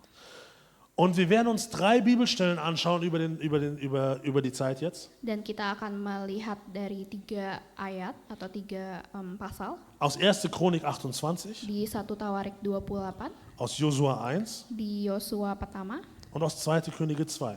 dan Raja-Raja 2. Aber ich möchte mit einem beginnen, bevor wir dort einsteigen. Tapi aku ingin memulai. Genau, wir können nochmal den Bibelvers kurz ausmachen. In jedem dieser Verse, in jedem dieser Geschichten gibt es ein Versprechen. Di setiap cerita ini ada suatu janji. Und Gott hat viele Versprechen für uns, Amen. Dan Tuhan punya banyak janji bagi kita, amin. Was wir aber hier sehen, ist, dass Gott einen Segen verspricht Tapi yang kita lihat di sini, Tuhan menjanjikan berkatnya und eine Gunst dan perkenanan für die nächste Generation. untuk generasi selanjutnya. Er verspricht der nächsten Generation Dia menjanjikan untuk generasi selanjutnya, Erfolg auf ihrem Weg menjanjikan keberhasilan dalam jalannya, und auch der Generation nach der nächsten Generation. dan juga generasi setelahnya. Und was ich daraus lerne oder was ich daraus ziehe, Dan apa yang aku pelajari dari sini, ist, dass Gott ein Gott ist, bahwa Tuhan adalah Tuhan der Dinge nicht einfach so belassen möchte, wie sie sind, yang nggak mau biarin hal itu menjadi gitu aja. sondern ich glaube, unser Gott ist ein Gott, Tapi aku percaya bahwa Tuhan, der uns führt von Herrlichkeit zu Herrlichkeit, Tuhan yang datang dari kemuliaan sampai kemuliaan, von Sieg zu Sieg. dari kemenangan sampai kemenangan. Je weiter wir gehen, wir werden nicht schwächer, Ketika kita berjalan terus, kita nggak akan menjadi lemah, sondern wir werden stärker. tapi kita akan menjadi lebih kuat. Amen. Amin.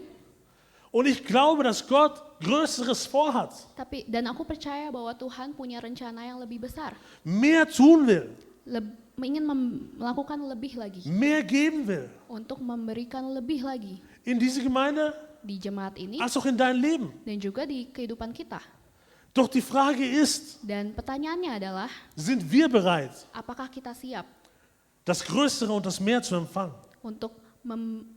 untuk mengambil atau menerima hal yang besar ini? Sind wir ready Apakah kita siap für das, was Gott eigentlich für uns hat? untuk apa yang sebenarnya Tuhan rencanakan buat kita? Who wants more? Siapa yang mau lebih?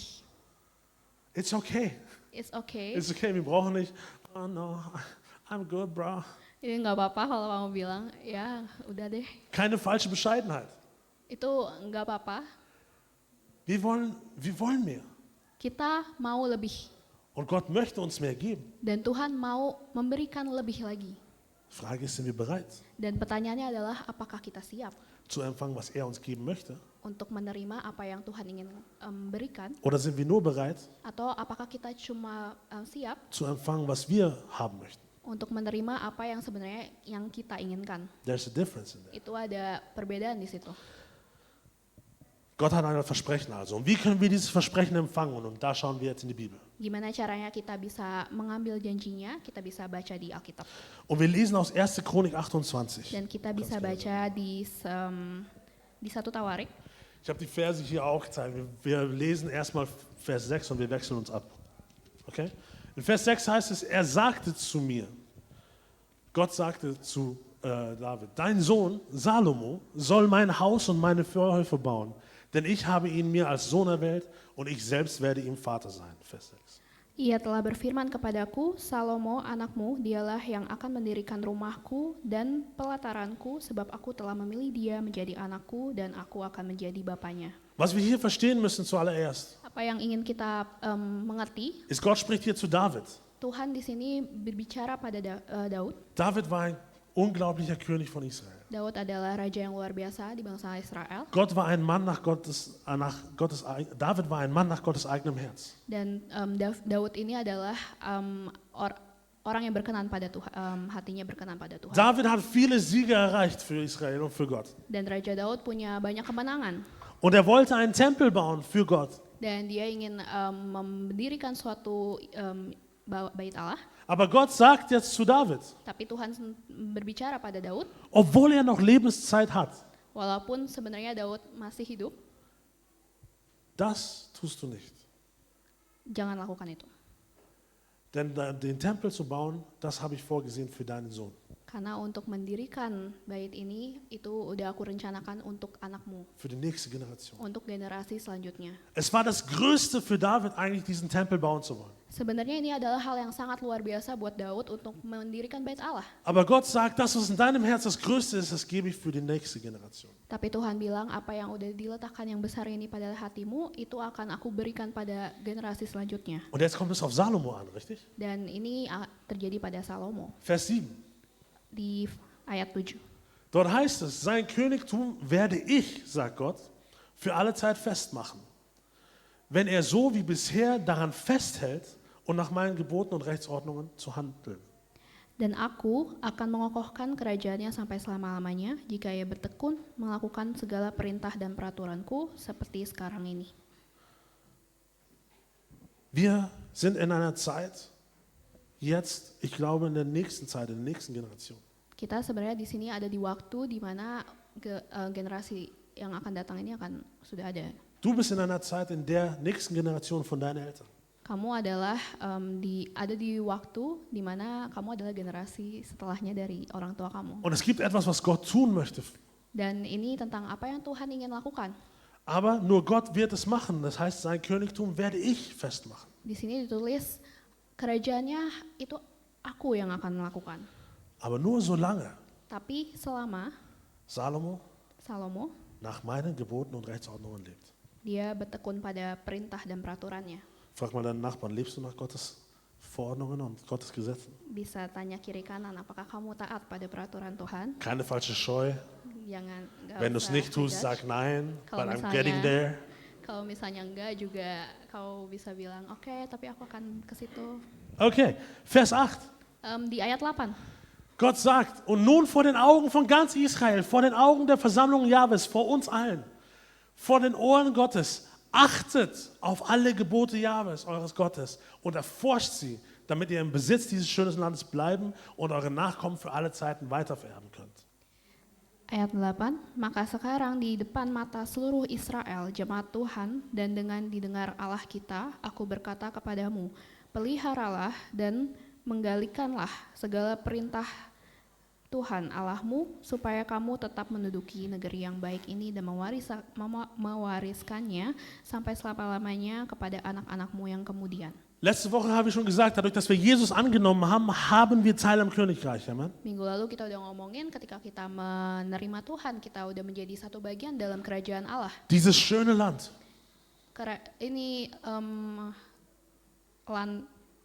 daerah yang indah, All die Versprechen Gottes. semua janji Tuhan Diese Gemeinde untuk jemaat ini mit all ihrem Segen. dengan semua berkatnya Dein Leben untuk hidupnya, mit all dem Segen, den du empfangen hast. semua berkat yang udah diterima. Aber es bleibt nur bei dir, Tapi ini cuma ada di situ wenn du auf Gott achtest. ketika kamu memperhatikan Tuhan. We gotta look for God. Kita harus memperhatikan Tuhan. Wir müssen auf ihn achten. Kita harus memelihara ya. Und es geht nicht nur darum, ihn zu achten. Dan ini bukan tentang untuk memelihara aja, Es geht nicht nur darum, irgendwelche Gesetze einzuhalten, einfach damit wir die Gesetze einhalten. supaya bukan cuma tentang kita harus menaati suatu peraturan itu, Sondern es geht darum, sie zu erforschen, tapi kita juga harus menggali lebih lagi, tiefer reinzugehen untuk lebih dalam lagi in all das, was Gott dir gegeben hat. di semua hal yang udah Tuhan berikan pada kita. Erforsche heißt es.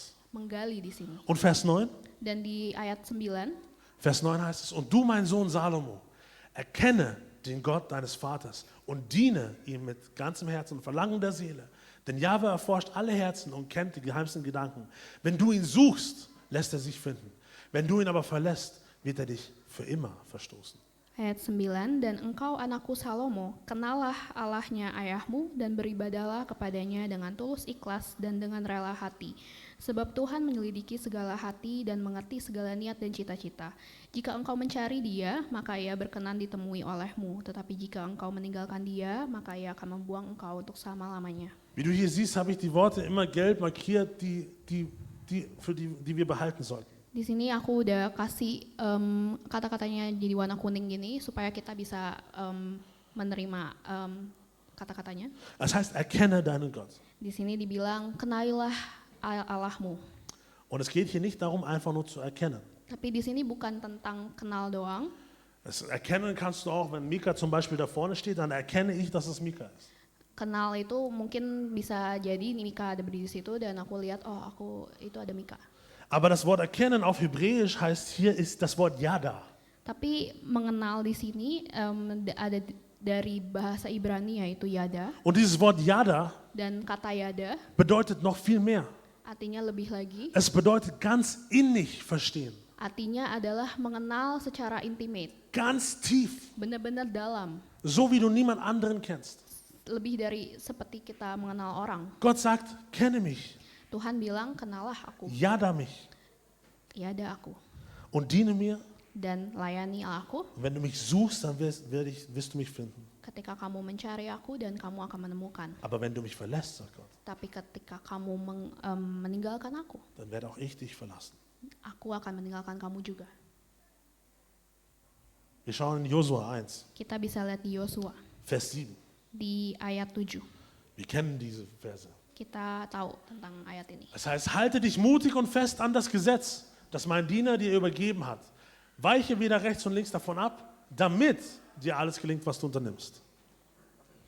Hanya kuatkanlah dan teguhkanlah hatimu dengan sungguh-sungguh, bertindaklah hati-hati sesuai dengan seluruh hukum yang telah diperintahkan kepadamu oleh hambaku Musa. Janganlah menyimpang ke kanan atau ke kiri, supaya engkau beruntung, kemanapun engkau pergi. Mutig und fest an das Gesetz halten. Di sini ditulis, kuatkanlah dan teguhkanlah pada hukum. Halte dich mutig an das Wort Gottes. Kamu berdiri berani dan berpegang kuat pada Auch wenn hukum. es heute schwierig ist, noch mutig zum Wort Gottes zu stehen. Mungkin walaupun sekarang ini susah untuk berdiri berani untuk dalam firman Tuhan. Es braucht noch mehr Mut heutzutage zu sagen, hey, that's not right and this is right. Hari-hari ini mungkin lebih susah lagi untuk bilang berani, ini benar dan ini salah. Halte daran fest, Kita harus berpegang kuat damit supaya dir alles gelingt, semuanya berhasil. was du unternimmst. Apa yang kau lakukan? Möchtest du, dass das, was du tust, dir gelingt? Apakah kamu mau apa yang kamu lakukan menjadi berhasil? Ganz praktisch. Sangat praktik. Möchtest du die Pläne, die du hast in deinem Leben, dass sie gelingen? Apakah kamu mau rencana-rencanamu itu menjadi berhasil? Hey, honestly, oder sagst du, que será, será. Atau kamu bilang ya terserah, serah, Ja, der será, será. terserah. Es geht auch auf Indonesisch. Ich möchte, dass das gelingt, was ich tue. Aku mau apa yang aku lakukan tuh berhasil. Gottes Versprechen ist, es wird, Dan Tuhan menjanjikan itu akan berhasil. wenn du festhältst. Ketika kamu berpegang teguh. Und in Vers 8 Dan di ayat 8, heißt es, du sollst die Weisungen in dieses Gesetzbuch immer vor dir her sagen, du sollst sie immer erforschen, Tag und Nacht darüber nachdenken, damit dein Tun von dem bestimmt ist, was darin steht. Dann wirst du Erfolg haben in dem, was du anpackst. janganlah engkau lupa memperkatakan kitab Taurat ini, tetapi renungkanlah itu siang dan malam, supaya engkau bertindak hati-hati sesuai dengan segala yang tertulis di dalamnya, sebab dengan demikian perjalananmu akan berhasil dan engkau akan beruntung. You still with me? Apakah kau masih di sini? Deswegen legen wir in den letzten Monaten in dieser Gemeinde, in den letzten Monaten, Jahren so viel Wert darauf. Maka dari itu kita di jemaat ini kita akhir-akhir ini benar-benar ingin menghargai tentang ini. Wir legen so viel Wert darauf, Gott zu kennen. Kita benar-benar memberikan nilai bahwa yang penting adalah mengenal Tuhan, Ihn wirklich zu kennen, benar-benar mengenal Dia, damit uns das gelingt, supaya kita berhasil was wir tun wollen. apa yang ingin kita lakukan. Und ich glaube, Gott hat Großes vor. Dan aku percaya Tuhan punya rencana yang besar. Möchtest du, dass Gott diese Gemeinde benutzt zu etwas Großem? Apakah kamu mau jemaat ini dipakai Tuhan untuk sesuatu yang besar? Dann ist doch die Frage, wie sehr kennen wir Gott? Amen? Dan pertanyaannya adalah bagaimana kita mengenal Tuhan? Weil Gott sagt, denke über mein Wort Tag nach und denke über mein Wort nach Tag und Nacht. Dann wird dir gelingen. Tuhan di sini bilang, renungkanlah firman-Ku siang dan malam, dan maka kau akan berhasil. Warum mache ich das hier so? Damit wir verstehen, wie man die Bibel liest. Dan mengapa aku melakukan ini? Supaya kita bisa mengerti ketika kita baca Alkitab. Dann, Maka dari itu, there's words that we have to understand. kita harus mengerti tentang ini. Handeln ist wichtig, yes. Untuk melakukan itu sangat penting. Ich möchte keiner von uns hier sagen, dass wir nur die ganze Zeit Gott suchen möchten und nichts tun sollen. Aku nggak bilang kita harus terus mencari Tuhan dan nggak ngelakuin apa-apa. Handeln ist wichtig, Untuk melakukan sesuatu itu penting. aber davor Tapi sebelumnya kommt Kennen. sebelumnya itu yang penting adalah mengenal. Weil der Erfolg unseres Dienstes als Christen Karena keberhasilan di pelayanan kita, und wenn wir Christen sind, ist unser Leben ein Dienst für Gott. dan kalau misalnya kita adalah orang Kristen, hidup kita adalah pelayanan untuk Tuhan. Der Erfolg deines Lebens also Itu adalah keberhasilan dalam hidup kamu. hängt davon ab, wie sehr du Gott kennst. Itu sangat bergantung seberapa dekatnya kau mengenal Tuhan. Ich möchte ganz kurz ein Beispiel nehmen von Elia und Elisa. Aku mau kasih satu contoh kecil dari Elia dan Elisa. Ihr kennt vielleicht die Propheten. Kalian mungkin tahu ini nabi-nabi, Aber es gibt eine interessante Geschichte in 2. Könige. tapi ini ada suatu kisah yang menarik di Raja-Raja 2. Da heißt es, Elia wird jetzt gleich zu Gott, wir machen das mal kurz, Elia wird gleich zu Gott auffahren. Ketika itu Elia akan diangkat ke surga Und Elisa folgte ihm. dan Elisa mengikuti dia. So, und danach sagt Elia, Dan lalu Elia bilang, ich habe noch was zu tun. aku masih mau melakukan sesuatu. Ich muss jetzt nach Bethel gehen. Aku harus ke Bethel. Bleib du mal hier. Kamu tinggal di sini aja. Elisa sagte, Elisa bilang, no way, my friend. gak mau. Wo immer du hingehst, Kemanapun kamu pergi, dort werde ich mitgehen. aku akan di situ. Ich verlasse dich nicht. Aku gak akan meninggalkan kamu. Okay, sie gehen nach Bethel. Nah, maka dari itu dia pergi ke Bethel. Dann sagt Elia, Lalu Elia bilang, we're done here, aber ich muss jetzt noch nach Jericho gehen. tapi aku harus masih ke Jericho. Und dann sagt er, bleib doch hier. Dan dia bilang, udah tinggal sini aja. Chill, my friend. Katanya, chill aja, Take some time. ambil waktu. Ruh dich aus auf deinem Sofa, alles gut. Kamu bisa ngongkong-ngongkong. Sit on the sofa. Santai-santai. Ja, santai. Elisa sagte, nein, ich verlasse dich nicht. Tapi Elisa bilang, enggak, aku nggak akan meninggalkan kamu. Und in Vers 6 Lalu ayat 6. sagt er wieder, Elisa, bleib doch hier. Lalu dia dibilang lagi, Elisa udah tinggal aja di sini. Ich muss noch zum Jordan. Aku masih ke Yordan. Take it easy, bro. Dan dia bilang, santai aja. Elisa sagte, no way. Elisa bilang, enggak, Ich verlasse dich nicht. aku nggak akan meninggalkan kamu. Und dann fragt Elisa dann noch, was kann ich dir noch geben jetzt? Dan dia tanya lagi ke Elisa, apa yang harus aku lakukan? Und Elisa sagte, Dan Elisa bilang, ich möchte 2 Teile von deinem Segen haben, aku mau 2 bagian dari berkat daripadamu, von deinem Geist empfangen. dari rohmu, Doppelt so viel, mau 2 kali lebih Größer. lipat. 2 kali lipat. mehr. Lebih. Und Elia sagte, that's not in my hands, brother. Dan Elisa bilang, itu bukan di tanganku. Aber wenn du siehst, wie Gott mich zum Himmel bringt, Tapi ketika kamu melihat, ketika aku diangkat oleh Tuhan, dann ist es ein Zeichen, dass Gott das befürwortet. maka itu adalah menjadi tanda bahwa Tuhan akan memberikannya. Natürlich ist es der Wille Gottes, dass Elisa da war. Dan pastinya ini adalah rencana Tuhan bahwa ada Elisa di situ. Aber ich glaube, Elisa hat auch seinen Teil getan. Tapi aku percaya bahwa Elisa juga melakukan bagian Weil er dia. hat gesagt, Karena dia bilang, I'm not gonna chill. aku nggak akan santai-santai aja, Ich gehe mit dir. tapi aku akan pergi bersamamu. Ich verlasse dich nicht. Aku nggak akan meninggalkan kamu. Niemals. Tidak pernah. In einer Art und Weise Di suatu cara, hat er sich selbst in die Position gebracht. mungkin kalau aku ada di situ, Nein, in einer Art und Weise hat er sich selbst in die Position gebracht, mungkin dia menjadikan dirinya di situ um diesen Segen zu empfangen. untuk mendapatkan berkat itu. Weil er gesagt hat, ich bleib bei dir. Karena dia bilang, aku akan tinggal bersamamu. Und was bedeutet das jetzt für uns, Jim? Dan apa artinya pada kita, 34 Jahre, richtig? 34 tahun, Heute.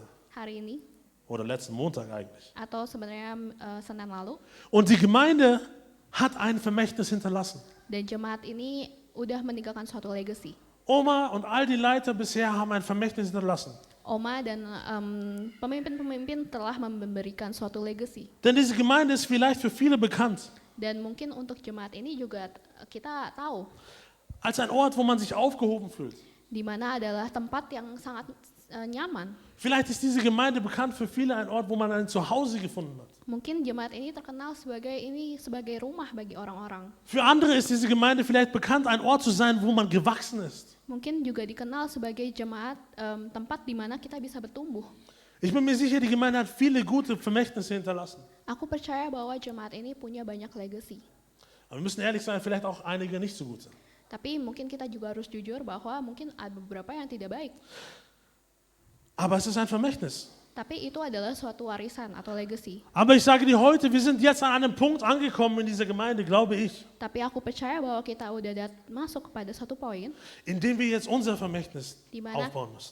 kita harus membangun legacy kita atau warisan, In dem wir nun unseren Teil im Königreich Gottes aufbauen. di mana kita mau menjadi satu bagian dalam kerajaan Allah. Für dich in deinem Leben ist vielleicht jetzt die Zeit gekommen, um deine Legacy aufzubauen. Mungkin ini pada kehidupan kalian ini adalah waktu di mana kamu harus memberikan legacy In Gott zusammen. bersama Tuhan. Das bedeutet nicht, Dan itu artinya dass wir das vergessen, was bereits war. bukan berarti kita lupa tentang apa yang udah terjadi. Weil ist dir aufgefallen, was in den Geschichten passiert ist? Karena aku yang menarik pada cerita yang terjadi Salomo pada saat Salomo baute sein Vermächtnis membangun suatu legacy auf das, was David vorher gebaut hat. dari apa yang udah Daud bangun. Josua, Yosua nahm so viel ein vom Land Kanaan, ambil banyak di tanah Kanaan, aber er konnte sein Vermächtnis nur aufbauen, tapi dia cuma bisa membangun warisannya itu weil Mose vorher gehorsam war. karena pada awalnya Musa adalah sangat taat. Elisa Elisa erhielt den doppelten Segen, mendapatkan berkat 2 kali lipat weil Elia zuerst den Segen empfangen hat. karena Elia pertama-tama udah menerima berkat itu. Auch wenn wir jetzt unseren Weg finden müssen, Meskipun kita sekarang ini ketika kita mau mengambil jalan kita, heißt es nicht, dass wir den alten Weg vergessen dürfen. itu bukan berarti kita harus melupakan apa yang udah terjadi. Aber wir haben jetzt es ist jetzt unsere Zeit. Tapi ini waktu kita sekarang. Die Frage ist, welches Vermächtnis möchten wir hinterlassen? Dan pertanyaannya adalah legacy apa atau warisan apa yang ingin kita tinggalkan. Und ich weiß, ich bin ein bisschen über der Zeit, aber gebt mir noch 10 Minuten. Aku tahu ini agak molor waktunya, tapi kasih aku 10 menit. Weil das ist das, was mir auf dem Herzen liegt für diese Gemeinde, Karena ini hal yang udah Tuhan letakkan pada hatiku. für das, wo er mich jetzt hingesetzt hat, Di sini di mana Tuhan meletakkan aku, wo er uns jetzt hingesetzt hat. di mana Tuhan udah meletakkan kita juga di sini. Dieses Vermächtnis hoffe ich, dass wir hinterlassen. Dan untuk legacy ini aku berharap supaya kita bisa meninggalkan itu, Dass wir es aufbauen. supaya kita membangun ini, Dass wir eine Kirche sind, supaya kita menjadi suatu jemaat, eine Kirche werden, suatu gereja, ein Ort, suatu tempat wo die Gegenwart Gottes wohnt. di mana ada hadirat Tuhan di sini, Wo Gottes Geist ruht, di mana ada roh Tuhan di sini, wo er bleibt. di mana dia tinggal. Dass diese Gemeinde, diese Kirche ein Ort wird, wo Gottes Gegenwart unbestreitbar ist. Di sini akan menjadi tempat di mana kehadiran Tuhan itu tidak bisa ditinggalkan. Ich höre ein paar Amens hier. Amen. Amin. Ich sehe und ich glaube, Gottes Gegenwart wird sichtbar. Dan aku percaya bahwa kehadiran Tuhan ini akan ditampakkan Indem dengan cara wir nach dem Herrn suchen. kita mencari Tuhan. Wir können dieses Vermächtnis nur aufbauen, Kita cuma bisa membangun suatu warisan ini wenn wir Gott suchen. ketika kita mencari Tuhan. Weil wie Letta vorher schon gesagt hat, Seperti yang Leta udah bilang, wenn wir Gott suchen, ketika kita mencari Tuhan, wird er sich finden lassen. dia akan ditemukan. I want this place to be a place where people know Jesus is in here. Aku mau jemaat ini menjadi tempat di mana Tuhan ada di sini. Do you want to be a part of a church where Jesus is evident? Apa kalian mau jadi bagian dari jemaat di mana Tuhan menjadi bukti nyata? Ich höre yes von hier vorne. What's about the left and the right Aku back? mendengari kata ya di sini, gimana Willst du yang eine lain? Kirche sein, wo Jesus real ist? Apakah kamu menjadi gereja di mana Tuhan nyata? Dann lasst uns anfangen, ihn zu suchen. Dan maka kita harus memulai untuk mencari Tuhan. And the amens are gone. Amin. Amen. Und ich glaube, weißt du, wie Gottes Liebe auch noch sichtbar wird? Dan gimana sih, Wo Gottes Gegenwart noch sichtbar wird? di mana sih kehadiran Tuhan itu masih bisa dilihat? Wenn wir einander lieben. ketika kita mengasihi satu sama lain. wenn wir in Einheit zusammenkommen, Ketika kita datang menjadi satu kesatuan. wenn wir nicht anfangen, uns zu streiten innerhalb. Ketika kita nggak berantem sama satu Weil sama Jesus lain. sagt, wenn die Jünger eins sind, Karena Tuhan Yesus bilang ketika murid-murid kita menjadi satu, eins untereinander und eins mit Jesus, menjadi satu dan menjadi satu sama Tuhan, dann wird man erkennen, dass sie Gottes Jünger sind. maka orang-orang akan mengenal bahwa mereka adalah murid-murid Tuhan Das heißt, Yesus. daran wird man Jesus erkennen. Dan dengan itu maka Yesus akan dikenal. Und das heißt in der Bibel, wenn es dir möglich ist, Frieden zu schaffen mit deinem Nächsten, dann schaffe Frieden. Dan di Bible juga dibilang ketika kita bisa berdamai satu sama lain dan maka berdamailah. Es ist also auch ein Teil von uns. Dan itu adalah bagian dari kita. Wenn wir Gottes Gegenwart sichtbar machen möchten hier, Ketika kita mau menjadikan hadirat Tuhan itu nyata, dann hängt das von uns ab.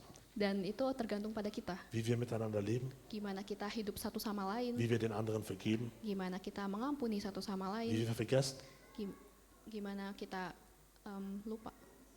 auch wie schmerzhaft und bitter es war. Mungkin itu pahit, Aber wir möchten doch Jesus sehen. tapi kita mau melihat Tuhan Yesus. Also lasst uns weitergehen Maka dari itu mari kita berjalan lagi und Einheit suchen. untuk menjadi satu. Ich hoffe, das ist das Vermächtnis, das wir hinterlassen. Dan aku harap ini menjadi suatu warisan atau legacy yang kita Wenn vielleicht in tinggalkan. 34 Jahren Mungkin 34 tahun, ich an Omas Stelle sitze aku dan Oma, aku menggantikan Oma, und jemand anderes an meiner Stelle. dan ada orang lain yang menggantikan aku. Amen. Amin. Weil ich glaube in seiner Gegenwart.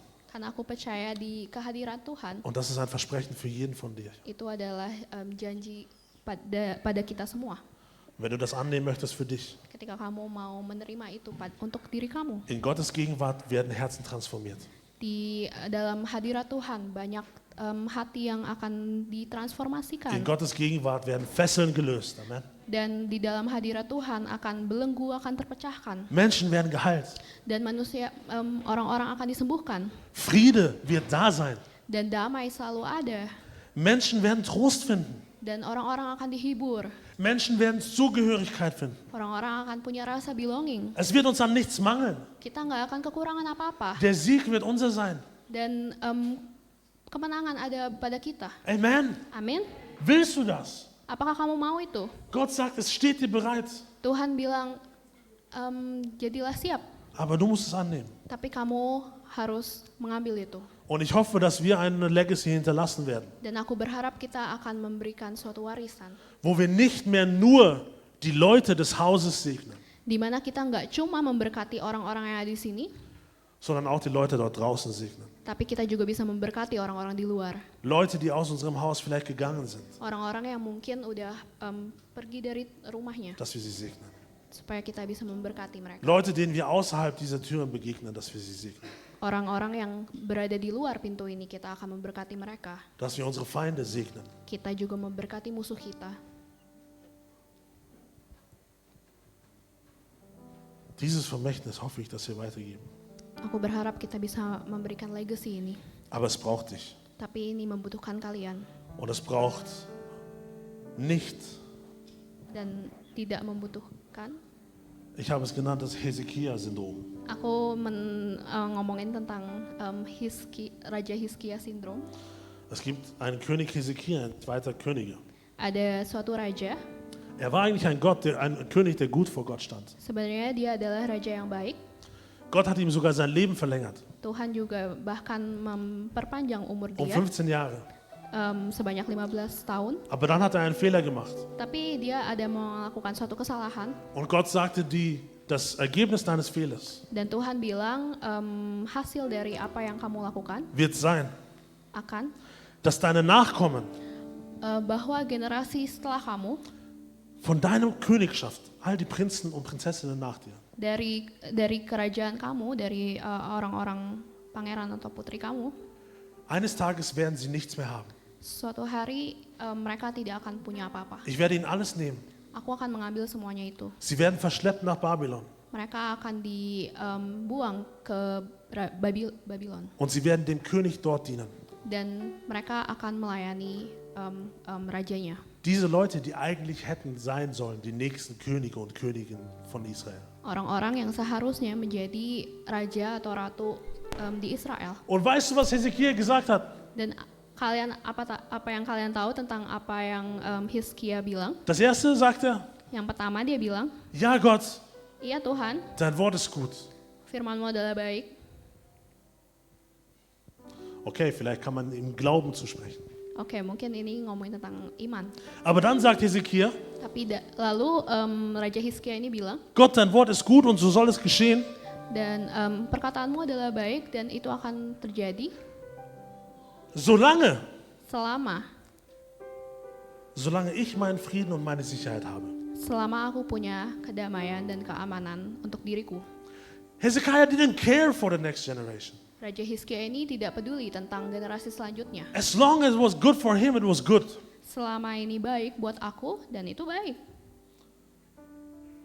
Es ist so ein bisschen der Geist dieser Zeit. Ini seperti waktu-waktu sekarang ini. Menschen sagen, Orang-orang bilang, as long as I'm fine, selama aku baik, ist doch alles in Ordnung. itu juga nggak apa-apa. Whatever happens, left or right. Apapun yang terjadi, kiri dan kanan, Solange ich mein Haus über den Kopf habe, mein Essen habe, ist doch alles gut. selama aku punya rumah, punya makanan, itu semua oke-oke aja. Das wird kein Vermächtnis hinterlassen. Itu nggak akan memberikan suatu legacy. We see it with Hezekiah. Kita melihat di sini, Raja Hizkia. Eine Legacy aufzubauen ist teuer.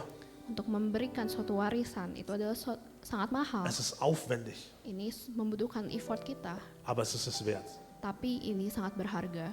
Wenn Paulus, Ketika Paulus, Abraham, Mose, Musa, Rebekka, Rebeka, Ruth, Ruth, Elisabeth, Elizabeth, Jesus dan Tuhan Yesus, und all die anderen Helden der Bibel dan semua pahlawan di Alkitab, nicht den Preis gezahlt hätten, ketika mereka tidak membayar harganya, würden wir nicht hier als Christen sitzen heute. kita nggak akan duduk di sini menjadi orang Kristen. This legacy of the kingdom of Christ Ini adalah warisan dari kerajaan Allah und all die Versprechen, die es mit sich hält, dan semua janji-janji yang udah ada di situ. alle die Hoffnung, die du hast für dein Leben, Semua harapan yang kita punya di hidup kita, es gäbe sie nicht, itu nggak akan ada. wenn es nicht Leute gegeben hatte, Kalau misalnya nggak ada orang-orang die im Gebet Zeit investiert haben, yang benar-benar menginvestasikan waktunya, die Gottes Worte wiederholt und wiederholt und wiederholt haben, di mana dia mengulang terus firman-firman Tuhan, bis sie vielleicht keine Lust mehr hatten, aber sie haben es trotzdem gemacht. sampai orang-orang mungkin udah bosan lagi. Es gäbe die Legacy nicht, wenn Leute nicht Zeit und Energie reingesteckt hätten, um Jünger zu schaffen. Dan orang-orang ini udah menginvestasikan waktunya untuk memuridkan orang-orang. Und jetzt frage ich dich, Dan maka itu aku bertanya padamu, uns als Kirche, gereja ini, sind wir bereit, Zeit im Gebet zu investieren? apakah kita siap untuk investasikan waktu dan doa kita Für die nächste Generation, untuk generasi selanjutnya, für deine Kinder. untuk anak-anak kita? Bist du bereit, Gott zu suchen und ihn zu kennen, Apakah kamu siap untuk mengenal Tuhan dan mencari Dia, damit dir das gelingt, was du gerade tust? supaya akan menjadi berhasil apa yang kau lakukan? Sei es dein Studium, Apakah itu kuliah deine kamu, Arbeit, kerjaan dein kamu, Haushalt, di rumah tangga die kamu, Erziehung deiner Kinder? untuk pendidikan anak-anak? Bist du bereit, Apakah kamu siap Zeit und Energie reinzustecken, untuk mengambil waktu dan energimu um das Vermächtnis Gottes zu bauen? untuk membangun kerajaan Allah? Sind wir bereit, Kirche? Apakah kita siap? Die nächsten 34 Jahre oder whatever it takes, Mungkin 34 tahun ke depan atau kapanpun itu, das Vermächtnis aufzubauen, untuk membangun sebuah legacy, dass Jesus real wird mitten unter uns. bahwa Tuhan menjadi nyata di sama kita. Wir brauchen dafür Jesus. Kita butuh Tuhan Yesus. Ohne ihn können wir es nicht. Tanpa Dia kita nggak bisa ngelakuin apa-apa. Weil Gott sagt, er ist der Anfänger und Vollenderer unseres Glaubens. Karena Tuhan bilang Dia adalah awal dan akhir dari Unser iman Glaube kita. ist nur da, weil Gott ihn angefangen hat. Kita ada iman itu karena Tuhan udah memulai itu. Um das Vermächtnis aufzubauen, muss der Glaube bis zum Ende bestehen. Dan untuk membangun suatu legacy, iman ini harus terjadi sampai akhir. Gott ist der Vollender des Glaubens. Karena Tuhan adalah akhir dari iman kita. Gott ist der ein gutes Werk begonnen hat in uns. Tuhan udah membangun suatu pekerjaan yang baik. Und allein er wird es vollenden. Amen. Dan dalam Dia juga kita akan mengakhirinya. Hey Jim, Jim, sind wir ready apakah kita siap für die nächsten Jahre? untuk tahun-tahun ke depan? Wir danken all den Leuten, die bis jetzt gedient haben. Kita berterima kasih banget buat orang-orang yang udah melayani, Die noch hier sind, orang-orang yang masih di sini, die vielleicht nicht mehr hier sind. orang-orang yang mungkin udah nggak di sini lagi, Die vielleicht schon wieder zurück sind beim Vater. orang-orang yang mungkin sudah kembali pada Tuhan. Wir danken euch für das, was ihr getan habt. Kita berterima kasih tentang apa yang udah kalian lakukan. Aber wir sind noch hier. Tapi kita masih di sini. Lasst uns die nächste Etappe bauen. Mari kita membangun legacy ini Zusammen. bersama. Amen. Amin. Lasst uns aufstehen und beten. Mari kita berdiri dan berdoa.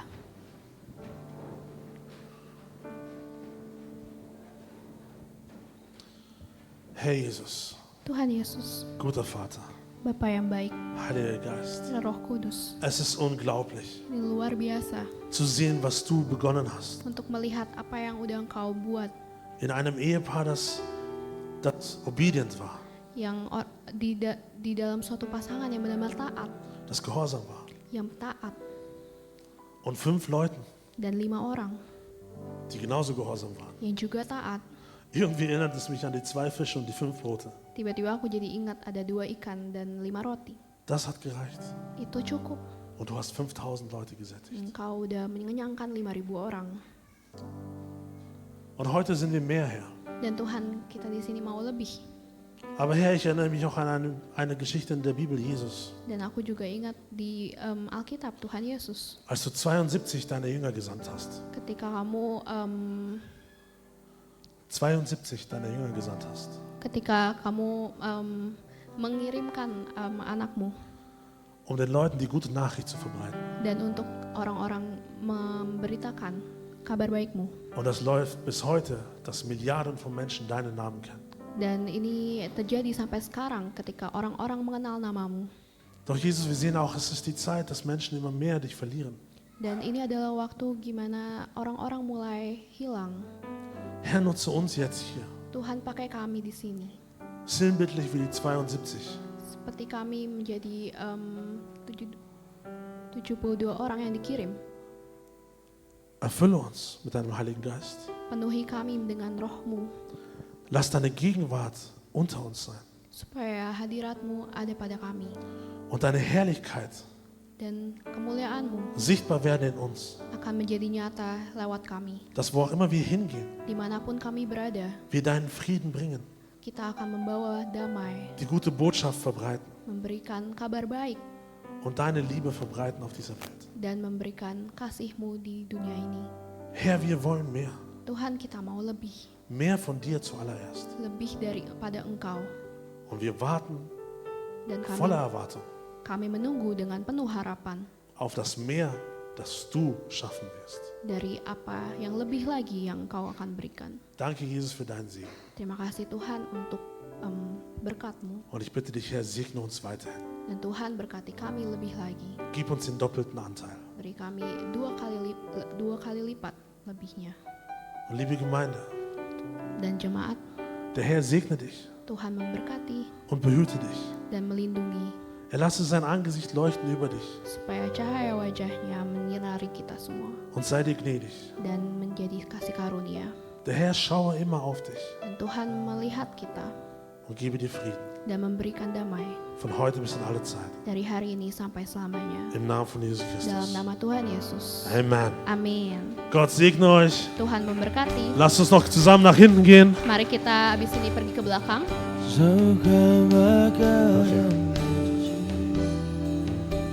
Und zusammen feiern. Let's go. Dan kita merayakan bersama-sama. How I need you now.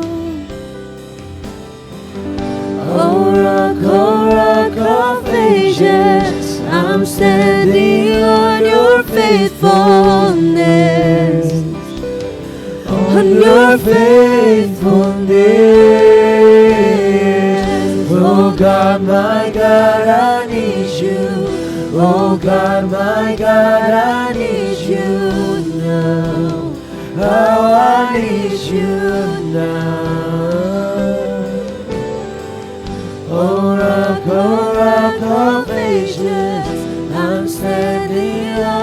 your faithfulness, on your faithfulness. Oh God, my God, I need you. Oh God, my God, I need you now. How I need you now. Oh rock of ages, I'm standing on your faithfulness, on your faithfulness.